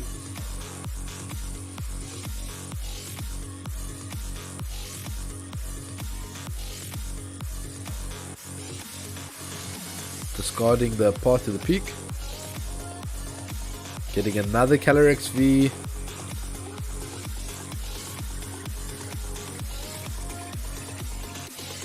And we see the Marnie from Matthew cutting Rudolph down to 4 cards.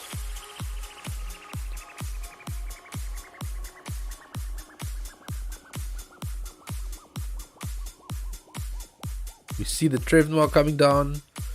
And a straight up Horror House GX now. Horror House GX, so that prevents Rudolph from playing any cards this turn. So we'll see a pass.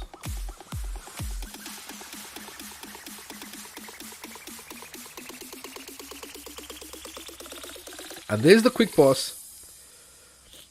So we see a fog crystal here. We see a quick ball. Matthew's got a couple of options in front of him.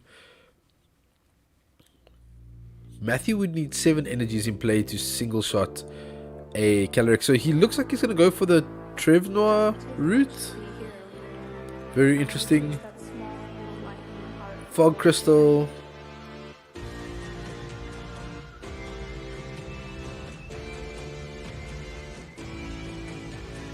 He chooses for the Trevnoir. He's going to quick ball the Trevnoir away. Take a Marshadow. And we're going to see a dead end change for 6 cards. And again, the whiffs. It is unbelievable. Matthew must be so frustrated right now. It's a whiff. A big whiff of a dead end change. I can't believe it.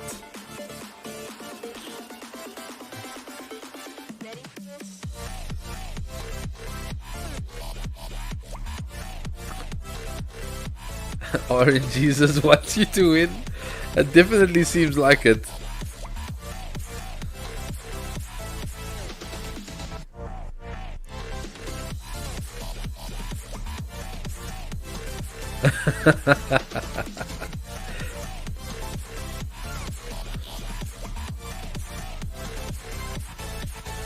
We see the underworld door, touching an energy, drawing 2 cards.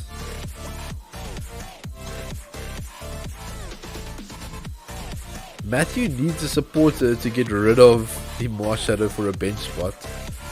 Or, I mean, the stadium, sorry. Or he just needs a top deck and draw supporter.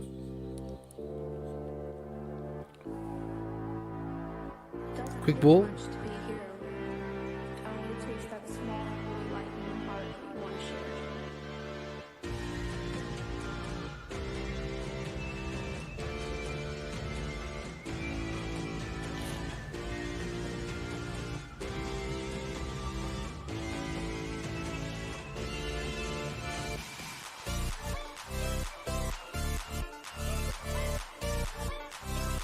Crobat for Rudolph.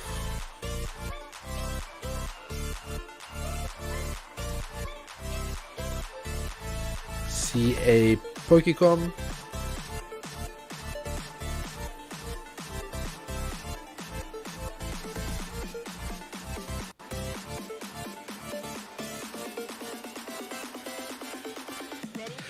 Crobat V coming down, drawing him 6.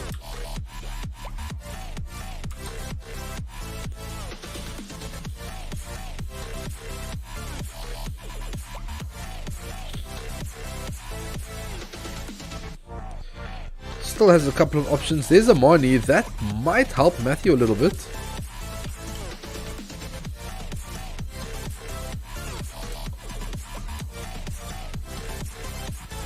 Does not give Matthew an out, but it does give him a Shadow Rider though.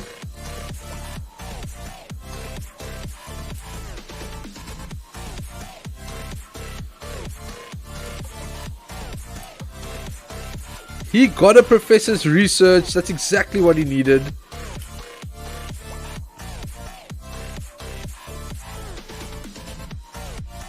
We see the Professor's Research drawing him a fresh 7. And not the worst 7 either.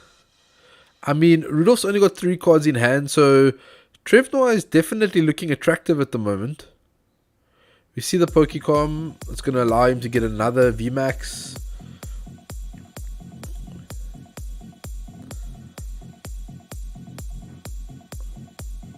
We see a Fog Crystal.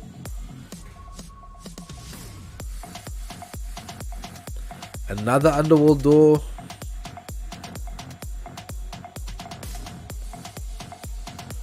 See the Air Balloon. Retreating. Coming up with the Trevnoir. Very interesting. Very interesting. Path to the Peak not really mattering at the moment, but it will make him expend a Marshadow. Takes another Marshadow. And Night Watch for 150. And what's getting shuffled back? It's going to be relevant. It's an energy and a research. Oh, that looks like it hurt, guys.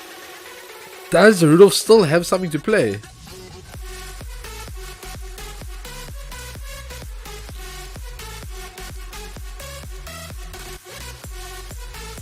Rudolph has the VMAX in hand. And he top decked the research. No ways. Well done, Rudolph. Well done.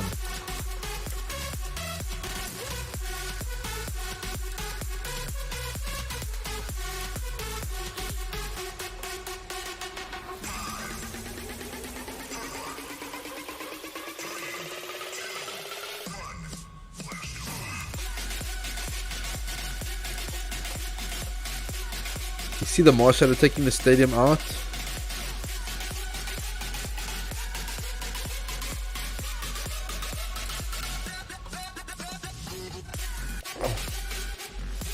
One underworld door down. Here comes the second one. Second underworld door down.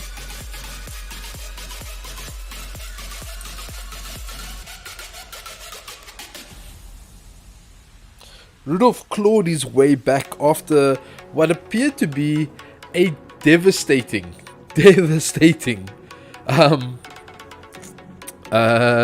night watch. We see the Gengar Mimikyu come up.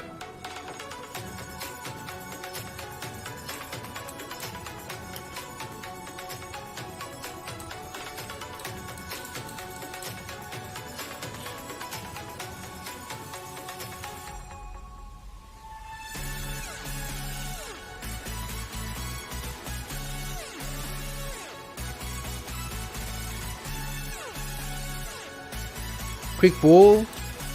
Discarding a path to the peaks.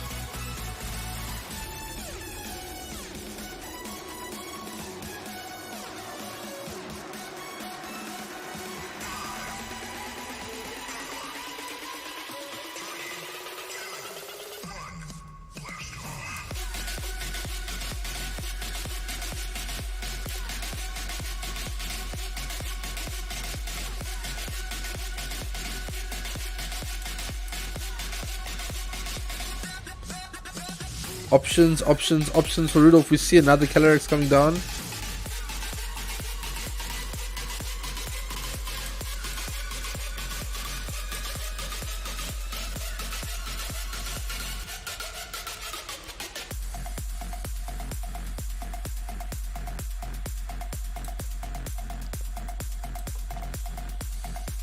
Reset stamp.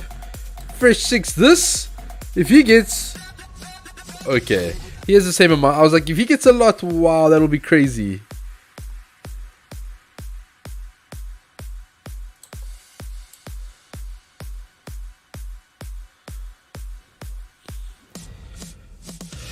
I see Clinton Matos just put in the chat that he is out. He just lost his winning into the finals. So we've got a Calyrex in the finals, guys. It's going to be a Calyrex final, or all Calyrex final, no matter what happens here. That's going to happen. Matthew can't do much other than just attack right now. Oh, he could use abilities. Whoa, that is risky. That is so risky. Oh, that is so risky. Wow. Oh, he's retreating.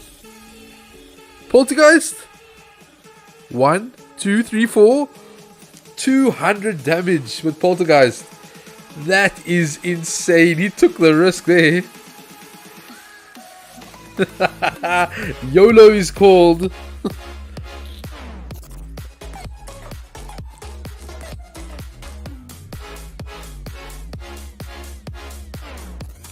Both guys 6 prizes apiece though.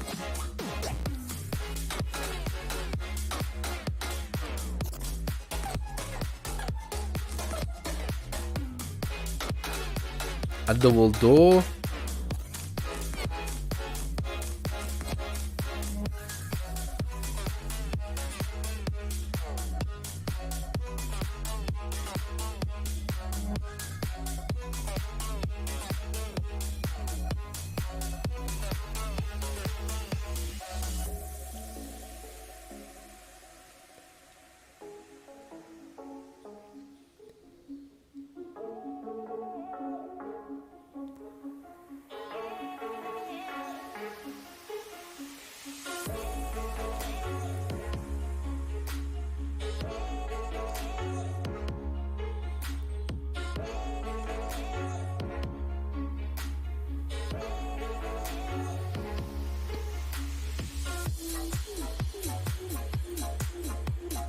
money from Rudolph.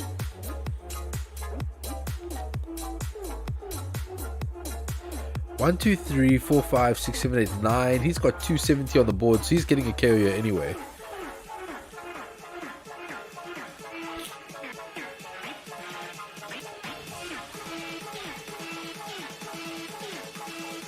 Max Geist. And that's a big KO for Rudolph, putting Rudolph 3 prizes in the lead in game 2, already with a game in hand. So Rudolph goes down to 3 prizes in game number 2. How is Matthew going to respond? Well, it all depends if he gets enough energies at the moment, right? Because he has a boss. Quick ball.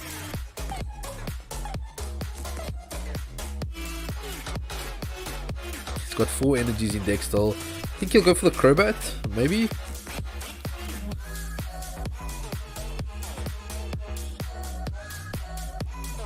You see the underworld door attaching to the bench, Calyrex. He gets a fog crystal, which will get him an energy now.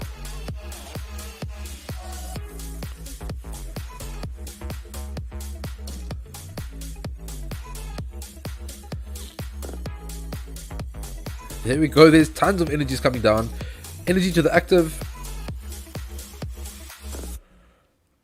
Look there. It's not over for Matthew at the moment. Just looking at how many energies there are in play. Look, I think still the easiest target for Rudolph is going to be the Trevnoir. Can Matthew... He doesn't commit to Crobat V. Okay, cool. So Matthew takes 3 prizes. I'm assuming the stamps were gone already. Otherwise, he would have maybe Crobat for a stamp. I mean, I definitely would have. So... I had retreat with balloon. Oh, he's saying he had a retreat option with balloon. Okay, 7. Wow, it's so much math. It's 210, 220. So if he gets 2 more energies down this turn and a boss, he's able to boss up the Trevnoir for the game. On the other side of this, Matthew only needs 1 more energy to be able to... No, 2 more energies to be able to knock out the Calyrex in the bench on Rudolph's side. So... let's see what happens, guys. There's no telling what's going to happen here. It does look to be leaning slightly into Rudolph's favor at the moment. Because he's about to go search for an energy. It all depends if he's going to get the energy. He didn't get an energy. So does that mean he's got none left? That's quite interesting.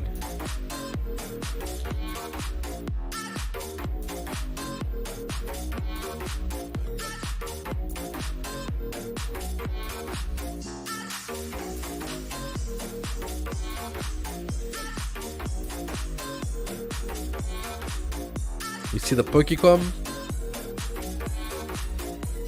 Both guys running really low on deck size here.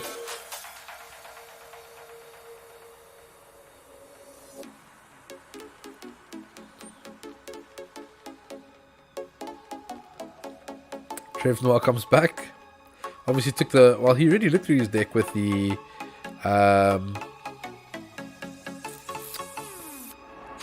fog crystal. See underworld door, so that's 1 energy. That goes 8, 240, 250. So he's currently got 250 on the board. You see the ordinary rod, so I'm assuming he just drew into the ordinary rod now.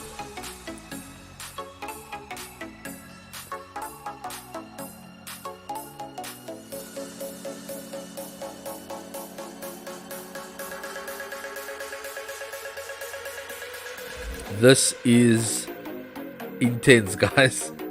I can feel the intensity, like it's palpable. I can feel it. Because Rudolph knows that Matthew has got a way to victory, and obviously Matthew knows that Rudolph has got a way to shut this game down right now. So there's the Mars Shadow. I'm going to assume that Rudolph has not got it. There's a boss. He's going to boss up the Trevnoir. Yeah. Cool. So he doesn't get the KO here, but he does do 250. So if Matthew doesn't get all the pieces, that's game over. Matthew's going to go have a look. Throw a VMAX back in there. He's got a switch, and he's got a boss, and he's got energies. So he's got everything he needs to get there. Question is, can he get there?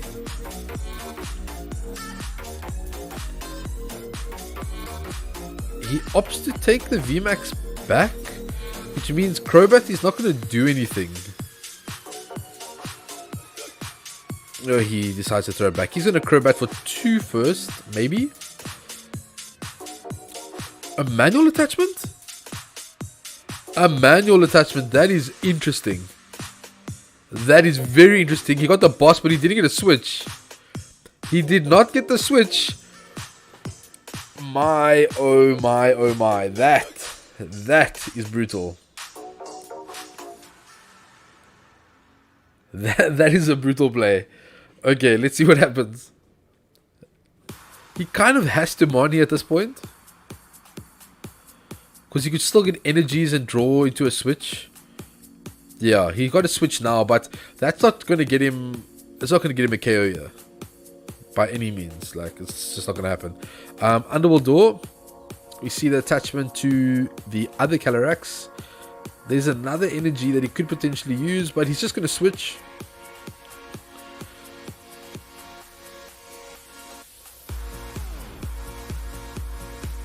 There's the switch. If Rudolph has boss, he's got game. Guys, this is so intense. This is competitive play at its highest, guys. Does Rudolph have it? He's got energies in deck now, so there's the Fog Crystal. He can go get it. I would really love for Matthew to click on that discard pile. Okay, there's the Underworld Door. Does he draw into a boss's orders? 270. Oh, Matthew just conceding. And that's it. Guys, Matthew has conceded and Rudolph goes through to the finals. We have an all Calyrex final. And that's about as good as it gets, guys. I didn't quite see the KO there. I feel like Rudolph was still on 310. But, I mean, it's anyone's game. So, yeah. Let's do that lucky draw. I hope I have not missed anybody. I actually need to just type quickly because the stream is delayed. I did mention this yesterday. Entries closed, just so that nobody tries to throw one in while I'm making this announcement. Okay, so we've got where is my wheel of names? Let's go grab this up quickly. Let's paste all this stuff in. Yesterday I missed an entry. It was brought to my attention that I missed one. So let me just bring this up on screen. So the guy who I missed the entry for was actually in the quarterfinals, Daniel, and I see that he did enter this one. So just for the sake of fairness, I'm going to throw him in a second time since he missed out on that draw yesterday. So cool, we've got all of the names. Let's just go through what people are liking. We've got Akil that likes Bulbasaur, Matthew Crawford for Charmander, Bruce Peters loves Cyndaquil, Casey Strong says Charmander, Rudolph Duplessis, who is in the finals, Torchic, Daniel Roy, Pikachu, Clinton Matos, Squirtle, Devin Murray, favorite starter on Pokemon Go is Pikachu, Christopher likes Charmander, Morgan Davies likes Charmander, Andre Gerald Horn likes Mudkip. There's actually a duplicate entry there. Where's Casey Strong? She said something rude about my Squirtle. Okay, cool. Where were we? Ashley loves Pikachu. Chantal Freyling likes Charmander. Etienne Freyling likes Riolu. Although it's not even a starter, but we'll throw it in there anyway because somebody said, what happens if you start with it? So, Demon Trash 02 says Charmander, and Vishal says my favorite starter is Cyndaquil. Cool, we've got everybody's stuff in. Let's just shuffle it up a bit. And this is for the Galarian Slowbro V10. Let's do it. And the winner of the Galarian Slowbro V10 is... Whoa, so close. Ashley, Gao, you have won the Galarian V Slowbro tin. Ashley, this goes to you. Congratulations. Guys, I'm going to set up the finals. I'm very excited to get straight into it. So I'm going to make this as quick as possible. I just want to make sure that everybody is ready to go. And we're going to be bringing it right now. No stopping at all. This is what it is. So, guys, stay tuned. I'll be back with the finals of the Chilling Reign PTCGO Open shortly. Stay there.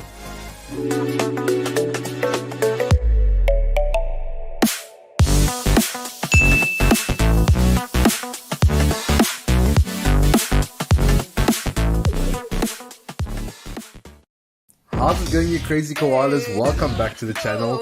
Today I'm very excited because we are opening none other than the best Pokemon in existence. The #1, the man himself, on my arm, on the playmat. We are opening a Blastoise VMAX box, and I am super excited. All cards on the table. I have opened one of these myself already because I just couldn't wait. But I've got another one to open for you guys. So just a shout out to the sponsors to this video once again, Solarpop and Unplug Yourself. Thank you very much for the sponsor. Solarpop, our national distributor of all things TCG and our premium importer of board games and toys. And Unplug Yourself, join the board game revolution today. So guys, without further ado, let's get this box open. I'm very excited because I have a plan for this card. So let's have a look. Okay, so unfortunately I'm not going to be giving the code card away for the Blastoise because of my plan. So I'm going to keep that one. The rest of the code cards I'll give to you guys. So let's see what this Blastoise does. We get the Blastoise, and then of course we get the Jumbo, which the Jumbo will definitely be going on the wall with a few other Jumbos that will be added. So here's the Blastoise VMAX. Why don't we look at the attacks here? So it's 330 HP. Grand Force 120. You may search your deck for 3 water energy cards and attach them to your bench Pokemon in any way you like. Fantastic. G-Max Bombard for 220. This attack also does 30 damage to 2 of your opponent's bench Pokemon. So, all in all, this is fantastic. The 220 plus the 30, the max really adds up in certain matchups. So, very happy with the Blastoise VMAX card. We get some amazing Blastoise sleeves. I really love this artwork. I really love it. It is fantastic. So, yeah. These are the matte sleeves as well, so they are pretty cool. I'm going to keep these for when we get to the point where I don't have any more left. And then we get 4 booster packs. Chuck that on the ground. We get a Sun and Moon base set, Darkness Ablaze, and 2 Battle Styles boosters. So we'll go from oldest to newest. It seems to be the method that hasn't been working that I'd really like to try and get working. So yeah, let's just get to the pack openings, guys. If you haven't already, please smash like, subscribe, hit the bell notification for future videos. Yeah, I appreciate all the support. Let's get into the packs though. All the other mumbo jumbo aside, I see a green code already. But if I'm not mistaken, in the old Sun and Moon packs, green code did not matter. So there's the code card for those who are hunting some old Sun and Moon stuff. Maybe you're looking for a nice gold psychic energy or whatever the case is. With that being said, let's call psychic. Grass. Blastoise and Venusaur are not best friends. Krokorok, Araquanid, Expiche, Togedemaru, Alolan Grimer, Fomantis, Cosmog, Rogan Roller. The reverse holo for the pack is a Parasect. And the rare for the pack is a pile of sand. Okay, moving on to the next pack, Darkness Ablaze. We know that there's a whole bunch of great pulls in Darkness Ablaze. There's Crobats, there's Charizards, there's Center Scorch VMAXs, and that's where my brain cuts off. Let's see. It's another green code, so things aren't looking great here. There's the code card. 1, 2, 3, 4. Lightning. Metal. I haven't got a correct guess for... I can't count how many packs now. Ferret. Yalhorn. Fluffy. Rowlet. Wishy-Washy. Cufant. Sinisty. Seabass. The reverse holo for the pack is a reverse holo Grimer. And the rare for the pack is a Golok. Okay, onto the Battle Styles packs. We definitely would like a Tyranitar over a single strike Panda. So let's start off with this pack. Can we pull something? Anything? From a white code, we definitely can. We definitely can. Here's the code card. 1, 2, 3, 4. Dark. Fighting. Ooh, fighting in a Mischifu pack. Maybe that's a sign. Furo. Carnivine. Escape Rope. Great stuff. Houndour. Scatterbug. Alright, ladies, gentlemen, boys, girls, everybody watching, we have it now. We have the finals. It is Michael versus Rudolph, and it's coming straight at you. Both of them are playing a Calyrex deck. It looks very similar. They both have the same score, one draw, and the rest of the time they've been winning. And I'm pretty sure that draw was an intentional draw as well. So let's get straight into the finals. I see these guys are getting ready, and after the finals we'll get an interview with the winner as well.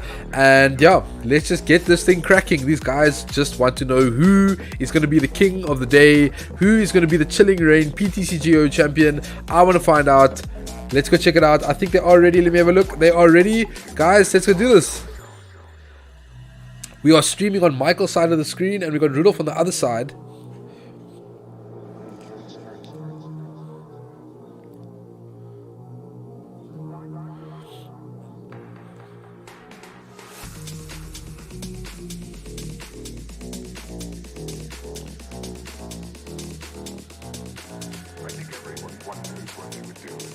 See the Calyrex coming down.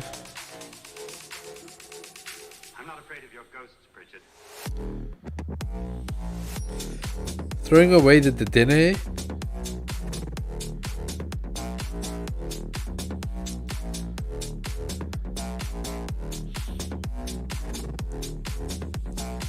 I think everyone wonders what they would do if they saw a ghost.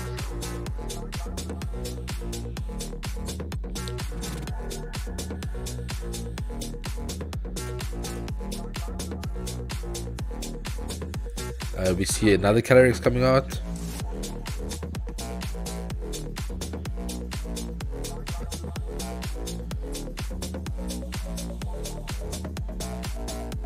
I think everyone wonders what they would do if they saw a ghost. See the energy attachment to the Gengar and Mimikyu. Another Fog Crystal by Rudolph.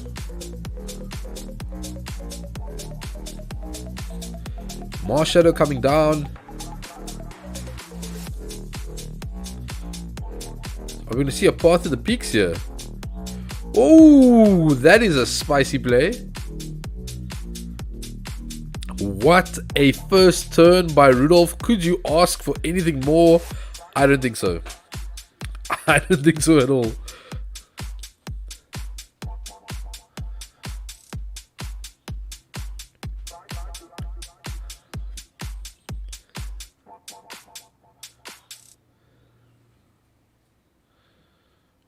We see the quick ball throwing away Dedenne. Gengar and Mimikyu seems to be eyed here.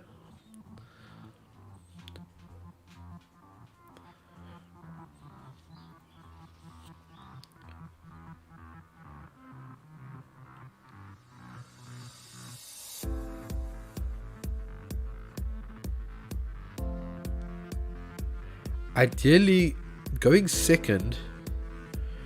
I mean, watching these games, Trevnoir seems to be the best going second attacker, but you need to hit a Horror House first in order for it to be effective.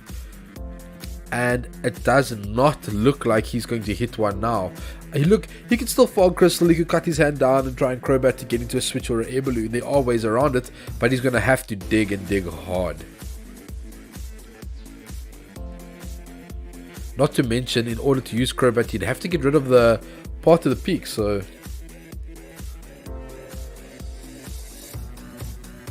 We see the fog crystal.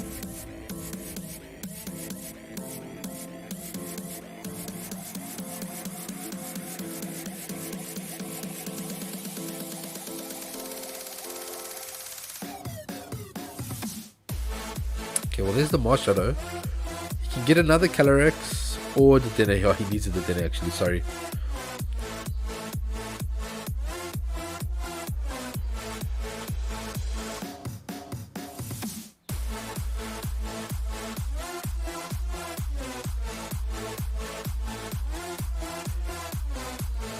The Dene coming down and actually doing something.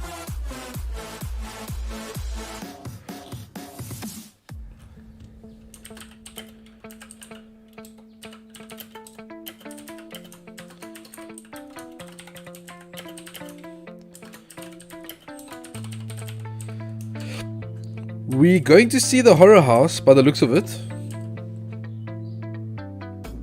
Or will he reset stamp first? Yeah, definitely reset stamp first. I think that's definitely the play.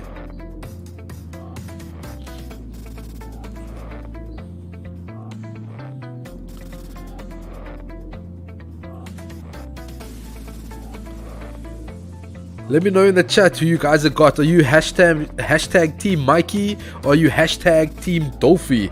Let them know. Show these guys your support.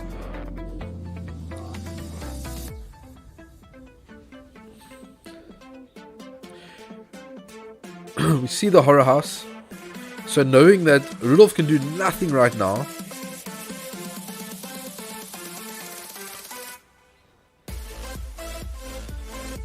And a horror house back. And it's a horror house back. Oh my goodness. Back to back horror house.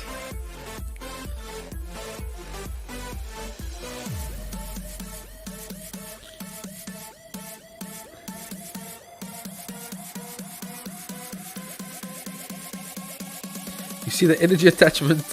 Is he gonna poltergeist? He's gonna get a little surprise when he does.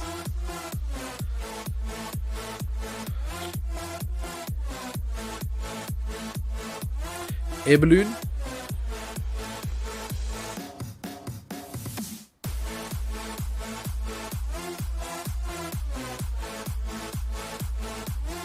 Fog crystal. For Calyrex V. For those who are just tuning in, this is the finals. This is it. This is for all the marbles, all the pie. This is it. We will have one winner out of this mirror match between Rudolph Duplessis and, if I'm not mistaken, it's Michael Byrne. I think that's how you say his surname. I'm sorry if I botched that, Michael. But this is the final, guys. And once again, while these guys are playing through their turn, just a quick shout out to the sponsors of the event, Solarpop and Unplug Yourself. Solarpop, the premium importer of board games and toys, and the exclusive distributor of all things TCG, as well as Unplug Yourself ZA. Join the tabletop revolution. We see another VMAX coming down. Another underworld door.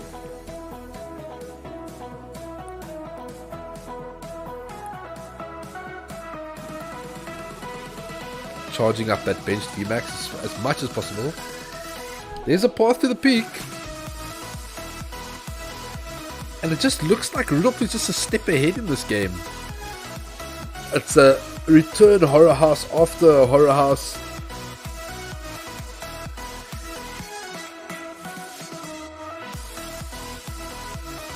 And it's poltergeist for 50 damage. What can he do without abilities? He can go fetch a Mars Shadow now.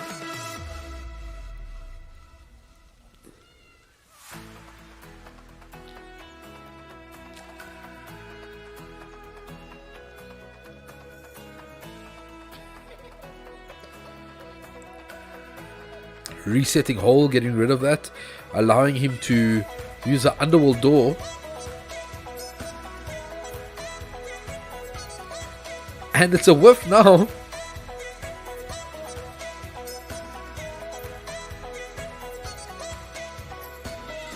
I mean, he can attach 3 up to 4 energies next turn. 4 plus 4, 8 times 3 is 24. So he can get a KO on this Gengar relatively easy.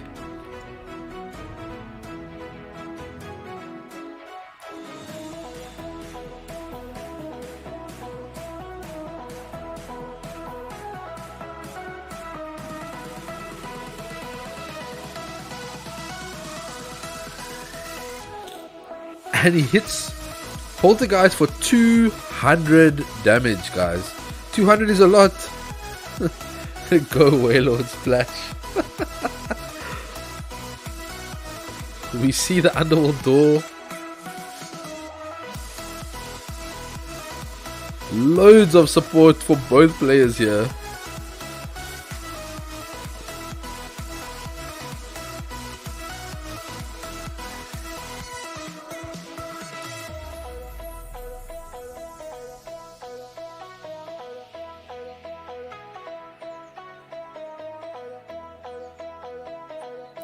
So interesting giveaway idea. Okay. I've got a small prize. I'll give away a small prize. So guys, get your hashtags in. Get your hashtags in. And what I'll do is the player who wins, everybody who supported that player, I will put them in a draw for a prize at the end of the tournament. So there you go, guys. Hashtag Team Mikey or hashtag Team Dolphy. And if your player wins, I will do another little draw at the end for a prize that I got you next to me. It's the last of what I've got, so I might as well give it all away, guys. Remember, you need to say the words hashtag Team Mikey or hashtag Team Dolphy. Dolphy, on the other hand, just took a knockout. So Dolphy takes the first prize of the finals, and he's taking 3 of them. Dolphy putting in the work earlier. Rudolph going down to 3 prizes in the finals. And it looks like he has shut Michael out of the game. There's another path in play. There's just not much Michael can do right now. He's conceding. Michael is conceding to give himself a little bit more time. So it looks like we are going straight into game 2. And yeah, game 1 goes to Rudolph. Guys, exciting stuff, like really exciting stuff today. The mirror match is so complex because to use that horror house at the right time, setting up your Mars shadows with the path to the peak as well, we can definitely see that these guys have been practicing a lot. So yeah, they look like they're ready to get started right away with the next game. So yeah, let me just do this. Ooh, looks like there's a bit of a delay. Okay, looks like Michael sorted that out. Okay guys, so let's jump over to game 2 of the finals between Michael and Rudolph. Remember guys, to enter that lucky draw, hashtag Team Mikey or hashtag Team Dolphy, and let me know who you guys want to win. And if you pick the winner, I'll get you into a lucky draw to win a couple of boosters. So here we go.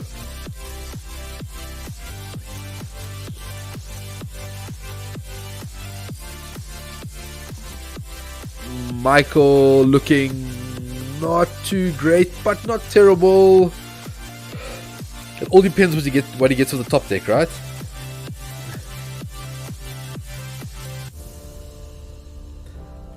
I'll drop this one more time, guys. Remember, hashtag Team Dolphy, hashtag Team Mikey to get into the draw.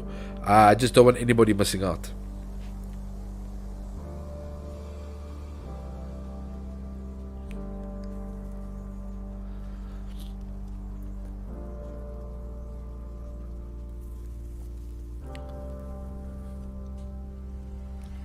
Energy attached for the turn for Dolphy.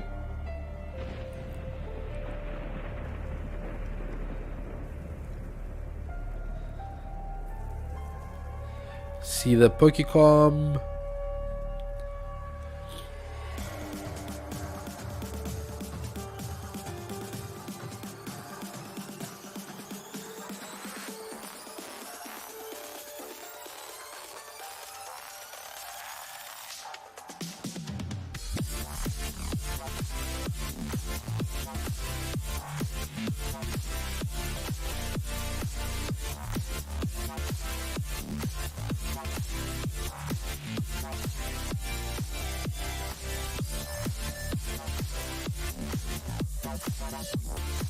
See the Crobat.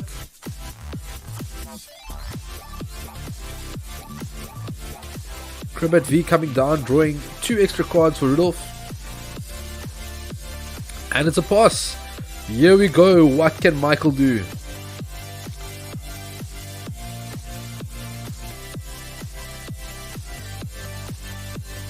Straight up did change. That's a did change. He's throwing it all away. Oh, oof. Okay, that makes things awkward. That's so much energy. Oh my word. Oh my word. Okay, interesting. Interesting. Let's say that. Interesting. Wow. Professor's research.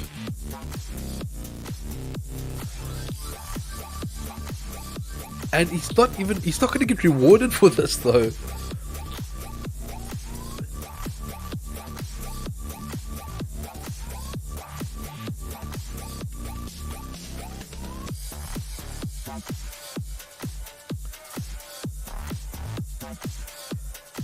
Michael really not having a good time here.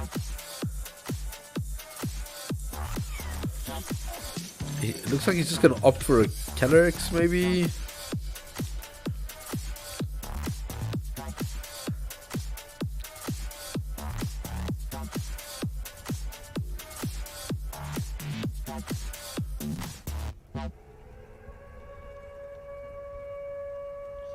Attaching an energy for the turn.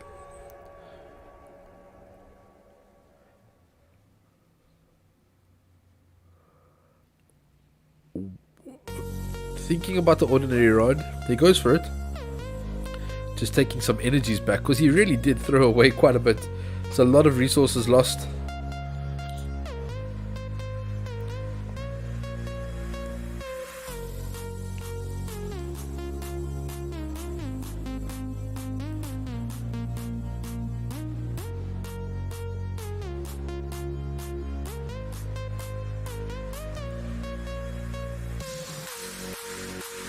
We see a Gengar Mimikyu come down.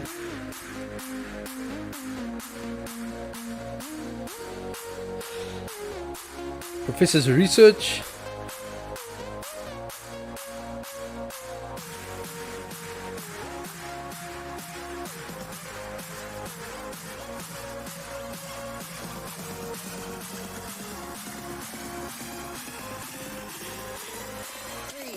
Loads of Calyrex down. Rudolph really looking like he is about to take off here. We see the switch. Ooh, and a horror house. Okay, so really keeping things in check here. It's just going to be a pass. And away we go.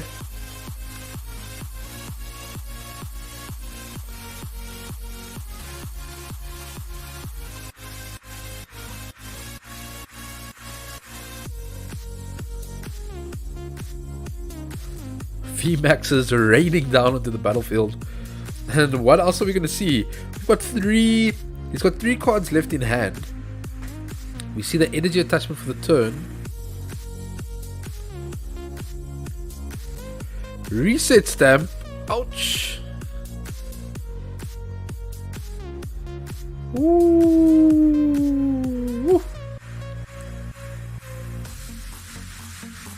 And it's a 150. 150. Okay, well, he did get a Mars Shadow. If there is a plus side here, he's not going to be losing too much. So Rudolph takes the first prize. Rudolph going down to 5 prize cards.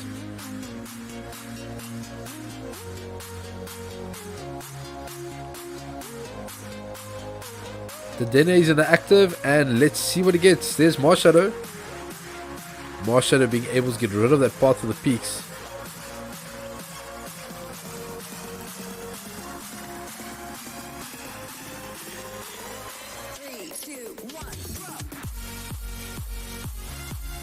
There's, I see something. Let's see if Michael sees what I see.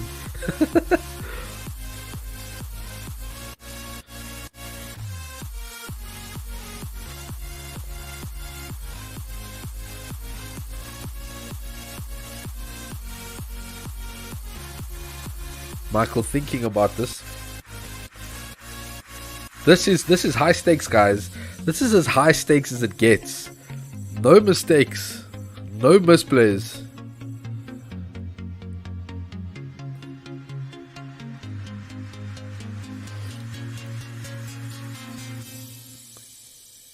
He opts to take the Gengar and Mimikyu. Trev Noir.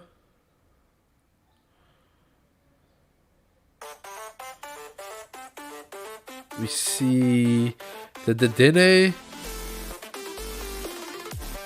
Resetting hole. Yo, I got nervous. I was like, oh no. He's going for the play. He's going for it. He's going to exactly what I considered. Oh, swing and a miss. Not all over yet though, because he still has a way to work around it.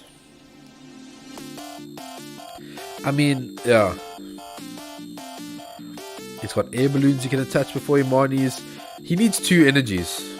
Or an energy and a fog crystal, or 2 fog crystals. He needs a way to get 2 energies.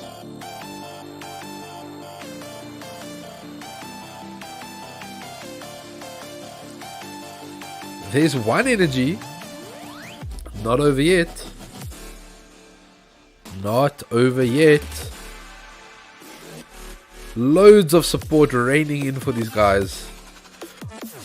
Oh, he didn't use the ability? Oh no, that is going to be brutal. He's going to pay for that one. He's going to pay for it. He does the horror house though. But he's going to be taking 200 damage off this poltergeist though.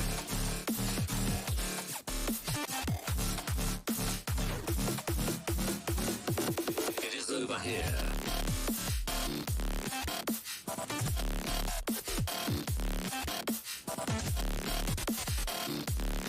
Poltergeist for 200. And it's back to Mikey. Let's see what he can do. There's the energy. Underworld door. Going for the Trevnoir now. Look, he could quick ball, a peek away, use Pokecom to go fetch. He's opting not to do that. Just mining straight up. Okay, cool.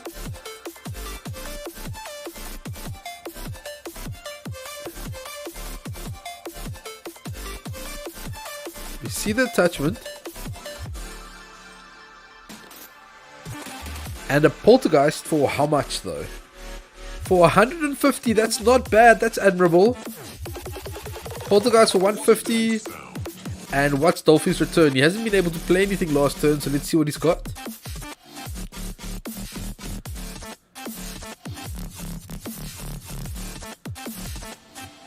What is that? Attachment for the turn. You see where Rudolph is going. Oh, Poltergeist, straight up. It is over here. That is another 3 prizes for Rudolph. Rudolph going down to 2 prizes left. 2 prizes. Oh, guys, just by the way, I'm taking your first choice. So those who want to flip and flop between the teams, I'm taking the choice that you picked first. I see you guys in the chat. I see you flippy floppers.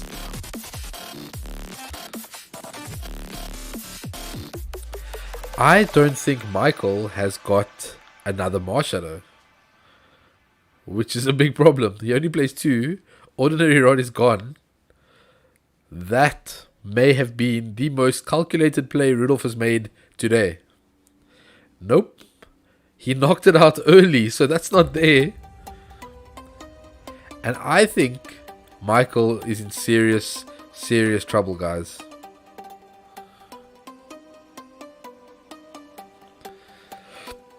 If you want to play Path to the Peaks in a deck that is ability heavy, this is the risk you take, I'm afraid.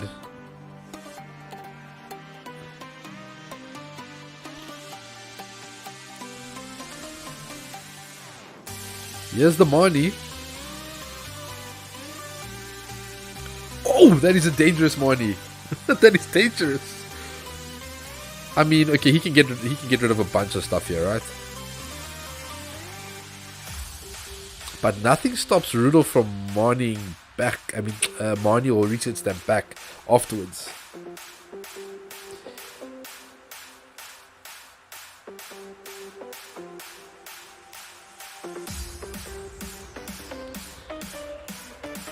Looking at its options here.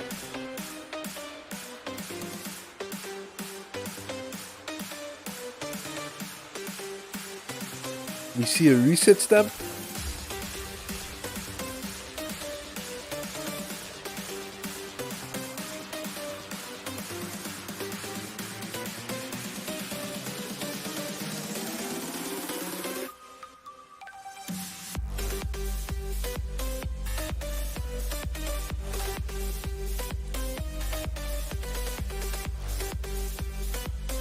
Pokemon communication. Putting the V back in, but there's no VMAX for him to take.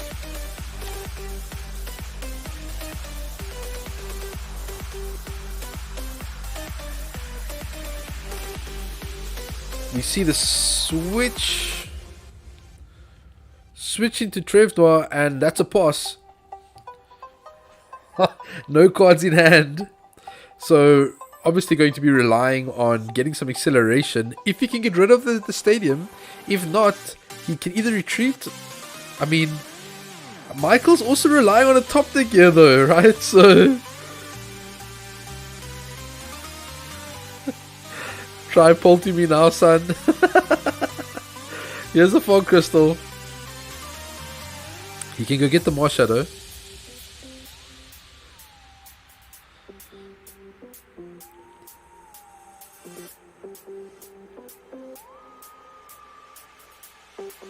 But Rudolph also knows if he gets the Mars Shadow, if he gets the Mars Shadow, that's a different ball game altogether, right? Michael is in trouble, folks. That's 150, and he shuffles 2 cards of nothing. Let's see. Top deck. Pokecom. That is game, guys. There is no ways around this. GG. Rudolph takes it. Rudolph, once again, wins a PTCGO Open, and that's it, folks. He's gonna click done. Hopefully we can see this. Rudolph goes, and it is good as game. There you have it, guys. Rudolph is the victor of the Chilling Reign PTCGO Open. Let's see that victory. Well, defeat, sorry, but there you have it, guys. Rudolph has won the Chilling Reign PTCGO Open. How exciting, and really, really well done and well played by Rudolph. What I'm going to do is I am going to catch an interview with Rudolph in just a second. So if you guys can stick around, and then I will get some feedback from Rudolph and how he found everything. So yeah, if you guys just want to stick around, and I will be back in just a second. So be right there.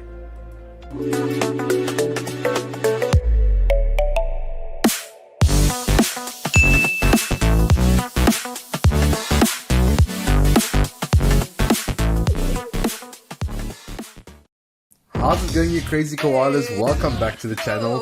Today I'm very excited because we are opening none other than the best Pokemon in existence. The #1, the man himself, on my arm, on the playmat. We are opening a Blastoise VMAX box, and I'm super excited. All cards on the table. I have opened one of these myself already because I just couldn't wait. But I've got another one to open for you guys. So just a shout out to the sponsors to this video once again, as Solarpop and Unplug Yourself. Thank you very much for the sponsor.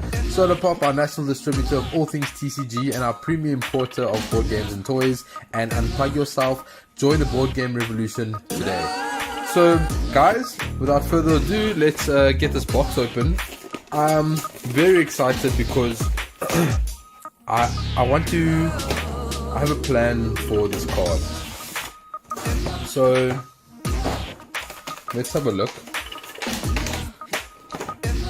Okay, so unfortunately, I'm not going to be giving the code card away for the Blastoise. because of my plan. So I'm gonna keep that one. The rest of the code cards I'll give to you guys. So let's see what this Blastoise does. We get the Blastoise, and then of course we get the Jumbo, which the Jumbo will definitely be going on the wall with a few other Jumbos that will be added. So here's the Blastoise VMAX. Why don't we look at the attacks here? So it's 330 HP. Grand Force 120. You may search your deck for 3 water energy cards and attach them to your bench Pokemon in any way you like. Fantastic. G-Max Bombard for 220. This attack also does 30 damage to 2 of your opponent's bench Pokemon. So, all in all, this is fantastic. The 220 plus the 30, the max really adds up in certain matchups. So, very, very happy with the Blastoise VMAX card. We get some amazing Blastoise sleeves. I really love this artwork. I really, really love it. It is fantastic. So, yeah. These are the matte sleeves as well, so they are pretty cool. I'm going to keep these for when we get to the point where I don't have any more left. And then we get 4 booster packs. Chuck that on the ground. We get a Sun and Moon base set, Darkness Ablaze, and 2 Battle Styles boosters. So we'll go from oldest to newest. It seems to be the method that hasn't been working that I'd really like to try and get working. So yeah, let's just get to the pack openings, guys. If you haven't already, please smash like, subscribe, hit the bell notification for future videos. Yeah, I appreciate all the support. Let's get into the packs though. All the other mumbo jumbo aside, I see a green code already. But if I'm not mistaken, in the old Sun and Moon packs, green code did not matter. So there's the code card for those who are hunting some old Sun and Moon stuff. Maybe you're looking for a nice gold psychic energy or whatever the case is. With that being said, let's call psychic. Grass. Blastoise and Venusaur are not best friends. Krokorok, Araquanid, Expiche, Togedemaru, Alolan Grimer, Fomantis, Cosmog, Rogan Roller. The reverse holo for the pack is a Parasect. And the rare for the pack is a pile of sand. Okay, moving on to the next pack, Darkness Ablaze. We know that there's a whole bunch of great pulls in Darkness Ablaze. There's Crobats, there's Charizards, there's Centiskorch VMAXs, and that's where my brain cuts off. Let's see. It's another green code, so things aren't looking great here. There's the code card. 1, 2, 3, 4. Lightning. Metal. I haven't got a correct guess for... I can't count how many packs now. Furret. Yalhorn. Flaffy. Rowlet. Wishiwashi. Cufant. Sinistea. Feebas. The reverse holo for the pack is a reverse holo Grimer. And the rare for the pack is a Golok. Okay, onto the Battle Styles packs. We definitely would like a Tyranitar over a single strike Panda, so let's start off with this pack. Can we pull something? Anything? From a white code, we definitely can. We definitely can. Here's the code card. 1, 2, 3, 4. Dark. Fighting. Ooh, fighting in a Mischifu pack. Maybe that's a sign.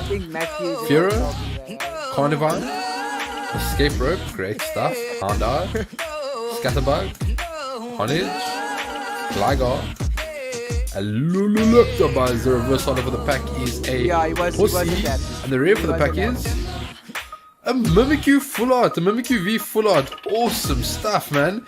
So let's just have a look here. This is the one with Dummy Doll, right? When you play this Pokemon from your hand onto your bench, during your turn, you may prevent all damage done to this Pokemon by attacks from your opponent's Pokemon until the end of your opponent's next turn. So basically a turn to save itself. This comes from the ability in the game where it can basically survive the first attack. Jealous Eyes, put 3 damage counters to your opponent's active Pokemon for each prize card your opponent has taken. Very cool. I really love the artwork, like that whole pink background, like the semi-spiral in a way.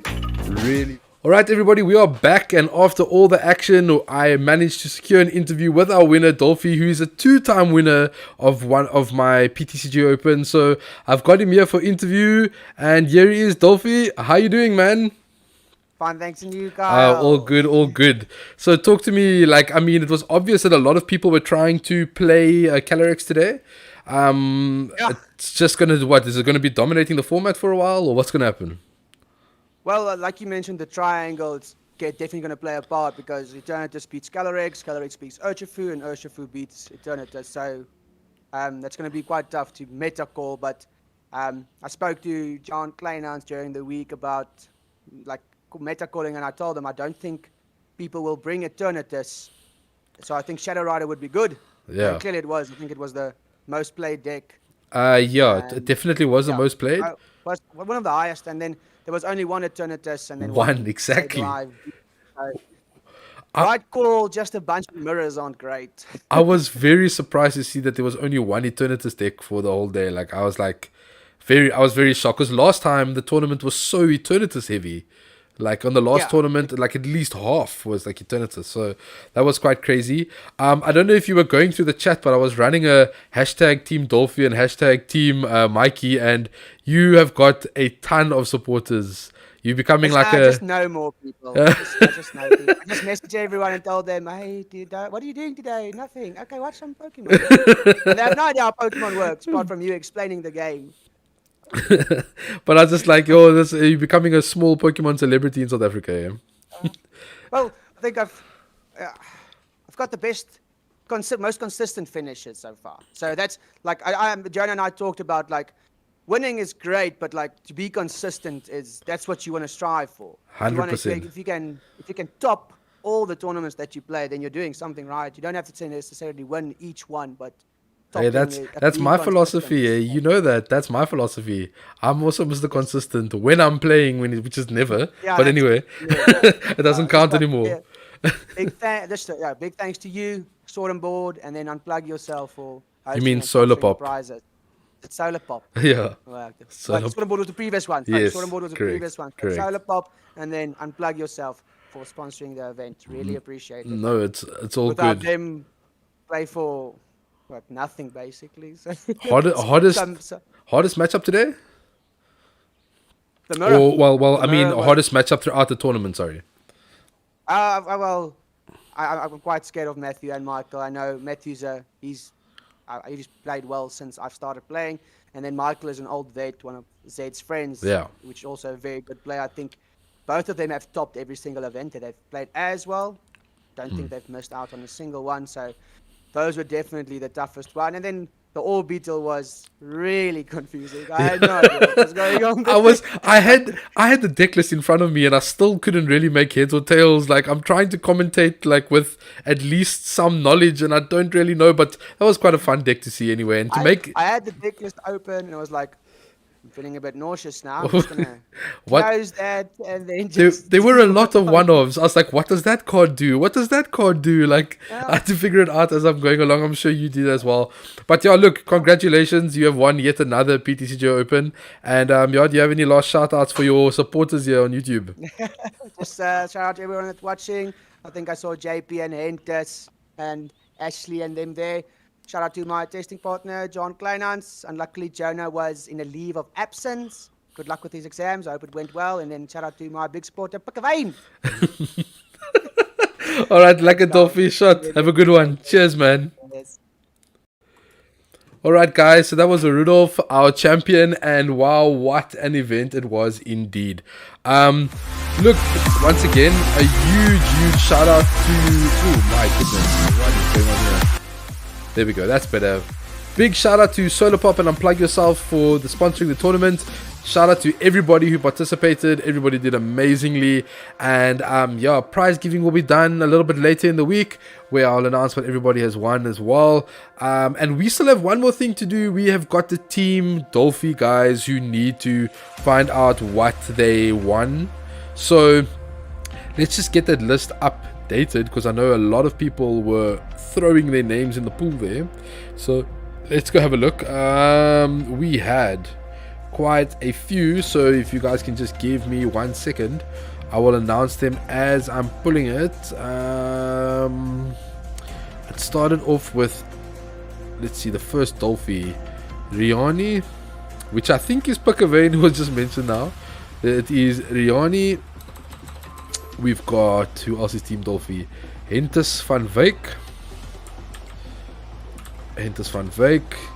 We've got,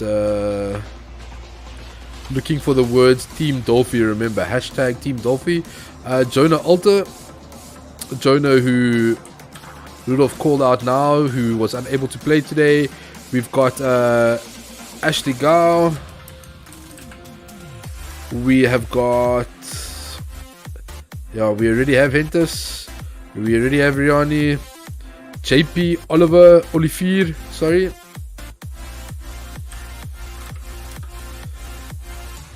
JP Olivier. We've got Alexander Nikiforu. We've got Matthew Crawford, also for Team Dolphy. We have got a whole lot of Team Mikeys as well. Michael, you definitely had some serious following here as well. We've got Dostale. We've got Chantal Freilink. We have got Etienne Freilink as well.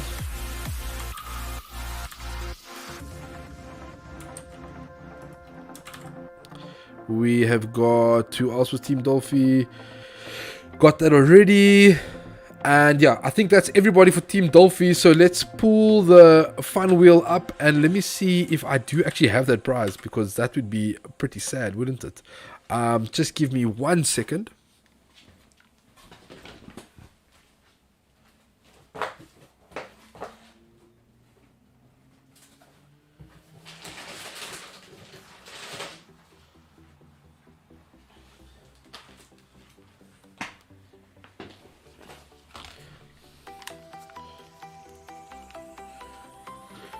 Sweet. So what I'm going to do is I will be giving away 2,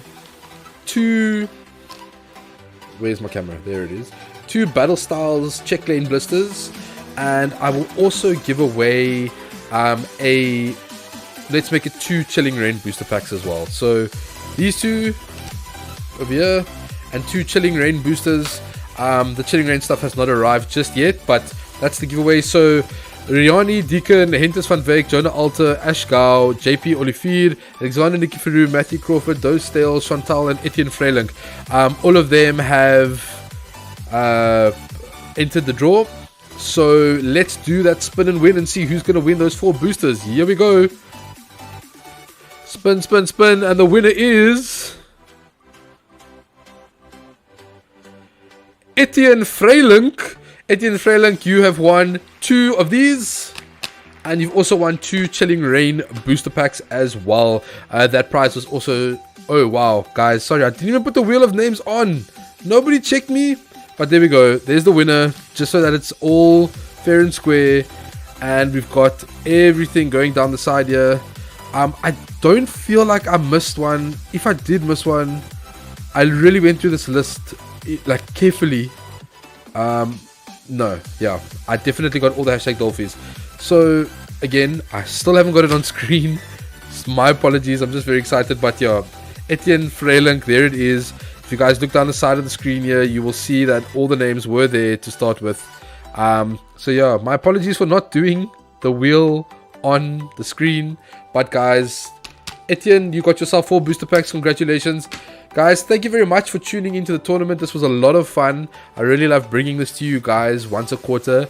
We know now already that Solarpop is already committed to do this for the next set.